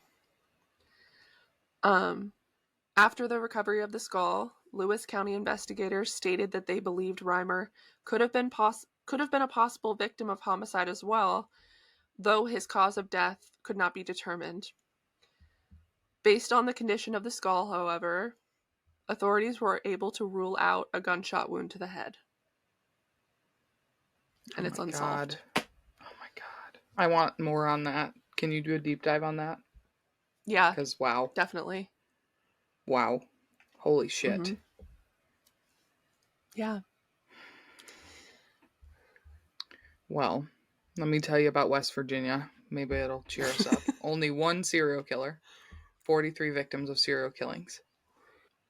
The Green Brier Resort in White Sulphur Springs is known for its glamour, but it's also where you can tour the former secret bunker for Congress, which was built during the height of the Cold War.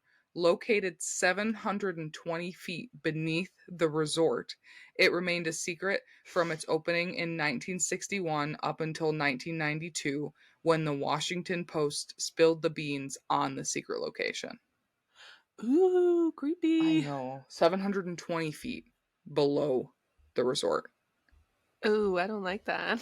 I kind of want to see it though. But also, like, that's what they're using our money for, to build a secret bunker for Congress so they can all congregate and congress, Yeah. you know? No. Yeah. Use your own money for that, bitches. Right? Next, we go to Wisconsin, which has produced 3 serial Cheese. killers. Good night, Oh, thank you, Wisconsin. Cheese, potatoes and cheese and cheese. Oh my god, Wisconsin and Idaho should make a baby. It would be cheesy potatoes. Oh Your my god, cheesy excuse. potatoes. Yum. Can you get it together over there? I'm having technical difficulties. Difficile. Difficulties. Oh my god. Can you Difficult. like sit up or something, bitch? God, I'm sorry my posture was bothering you.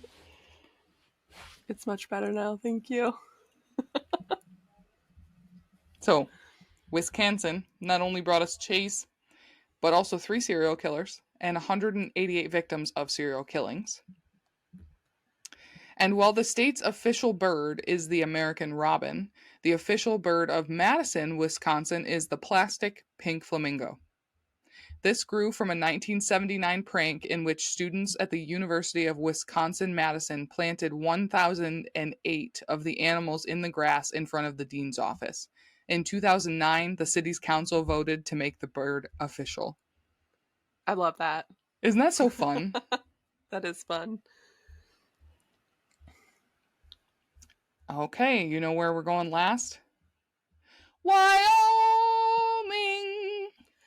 Hell yeah. Is that me? Another one I forget about. Yes, it is you. I thought I was done. Is it me? Am I the problem? Is it me? No, Wyoming's way the fuck over Wyoming. there. Right? It's yeah.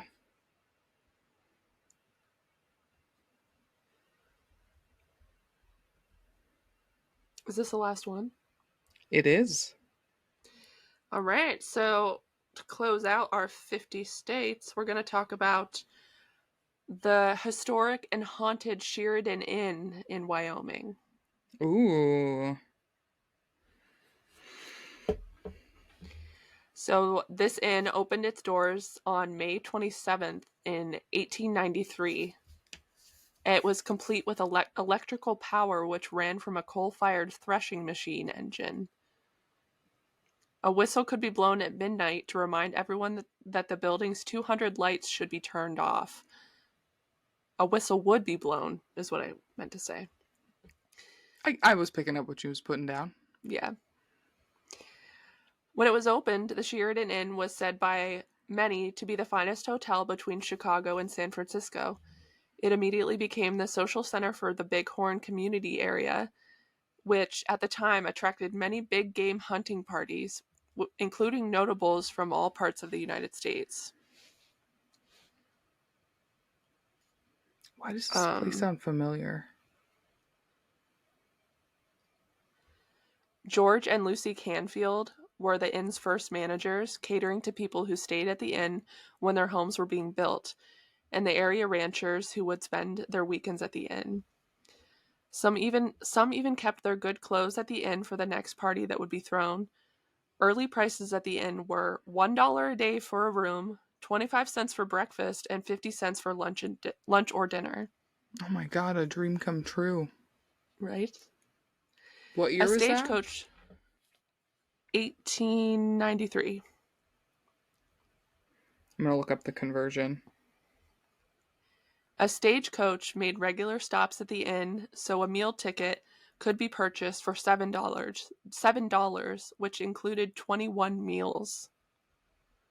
Damn. Oh my God. So, let's see.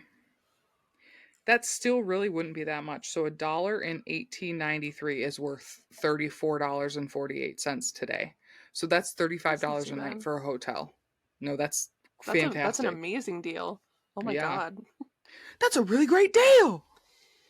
So in 1894, Buffalo Bill purchased the business, but not the building, and kept it until 1901, retaining the Canfields as managers. Across from the inn, Bill Cody operated the W.F. Cody Transportation Company, the stage that ran from the inn to Deadwood, South Dakota. And this is Buffalo Bill, by the way. Isn't he hot? Yeah, motherfucking hot. Oh, I like the way he crosses legs like that. Show me them ankles, Bill. Mr. Buffalo. Mr. Buffalo. BB. When Buffalo Bill was in town, he lived at the inn and held many parties for his traveling companions. Later, he designed and built the Irma Hotel in Cody, Wyoming, naming it after his youngest daughter. He and his family then lived in Cody, but continued to visit the Sheridan Inn often. In 1901, Catherine B. Anthony, In 1901, Catherine B. Arnold, familiarly known as, quote, Miss Kate, came to Sheridan from Virginia with her parents. At the age of 22, she started working and living at the Sheridan Inn and continued work there for the next 64 years as a seamstress, desk clerk, housekeeper, hostess, and babysitter. She was well loved by the staff and the guests at the hotel. Oh my God. Mama Kate. Flowers Bill and from Kate her garden. plus 8,000. Flowers from her garden behind the inn decorated the dining room tables every day. She stayed at the hotel until 1965, when it was closed and sold to a developer who planned to tear it down and use the land for other purposes. However, the Sheridan Historical Society started a, quote, Save the Inn campaign that lasted for the next 2 years. Finally, a newcomer named Neltje purchased the structure, and she began extensive restorations on the first floor. The inn reopened in 1967 for dining and dancing, and she operated the inn for the next 20 years. In 1968, Miss Kate passed away, and her last request was to return to the Sheridan Inn. Her remains were cremated and her ashes buried in the wall of the room that she occupied on the third floor for so many years. Crazy. I'm just picturing someone like punching a hole in the wall and like dumping her ashes in there. It probably wasn't that violent, but holy shit. Rest in peace, Miss Kate. In 1990, the Sheridan Heritage Center purchased the inn from bankruptcy court with the help of a $100,000 loan and an additional $100,000 in grant monies from the state of Wyoming. The inn was reopened to the public in June 1991. The Wyoming Rib and Chop House is the keeper of the inn, serving both lunch and dinner, and provides banquet and party services for the inn. Miss Kate's room was fully renovated by the preceptor Tau chapter of a sorority, who took on the room as a community project. Miss Kate's favorite chair was placed next to the wall where her ashes were buried. Today, legend has it that Miss Kate continues to act as guardian over the inn. According to staff, Miss Kate's presence is felt on an almost daily basis. She is known to repeatedly turn lights on and off and open and shut doors. Her presence is very strong in her third-floor room, often felt by moving cold spots. Cold spots also randomly appear near the front downstairs windows or in the ballroom. At other times, many have reported hearing the sounds of footsteps around the old inn. One person reported driving by the inn at 2 a.m. to see the third-floor windows dark with the drapes closed. However, 30 minutes later, they drove by again and the lights were on and the drapes were open. The inn was obviously closed at that time of the night, and according to staff, there would not be anyone on the third floor during the wee hours of the morning. Other than Miss Kate. Creepy but cool, because it's like malevolent, you know? Yeah, and there's no indication that her remains were ever removed from that room. I was gonna say, when they fully restored it, hopefully they didn't fucking touch that wall. Right? Leave That's her alone. awesome. Wow. Let's go. Well, yes, let's go. I don't know why I was thinking that was the place that inspired The Shining, but I don't think that was the Sheridan Inn. It was another historical hotel. That's the Stanley Hotel in Colorado. Stanley, thank you. I knew it was an S, but yep. Wow. Well, thank you for doing this with me. It was very fun, and it was fun. I'm just gonna, if you're okay with it, I'm gonna cut right to the end because I'm very hungry. Yes. Okay. Well, if you live in any of these states and know that the facts are incorrect or missing anything, we would love to hear from you. We want to know something weird about your state that we might not have talked about. And you can reach out to us on Facebook at Educate Me Papa - the podcast, Instagram at Educate Me Papa. You can belch loudly into the night and Haley will come flying. You can email us at educatemepapa@gmail.com. And we appreciate all of our dedicated listeners, all of our new listeners, all of our watchers, subscribers. Like, subscribe, share, tell your friends. Don't tell anyone we know that we don't want to know because we do embarrassing shit. And we love you. And as always, we would like to thank you for listening. Thank you for listening. Thank you for listening. Thank you for listening. Thank you for listening. Thank you for listening. Thank you. All right, bitches. We're gonna go. We'll see you next motherfucking time. Toodaloo. Bye. Poo-poo and pee-pee out. Oh, I forget you say that every time. Poop out. Bye. Flush.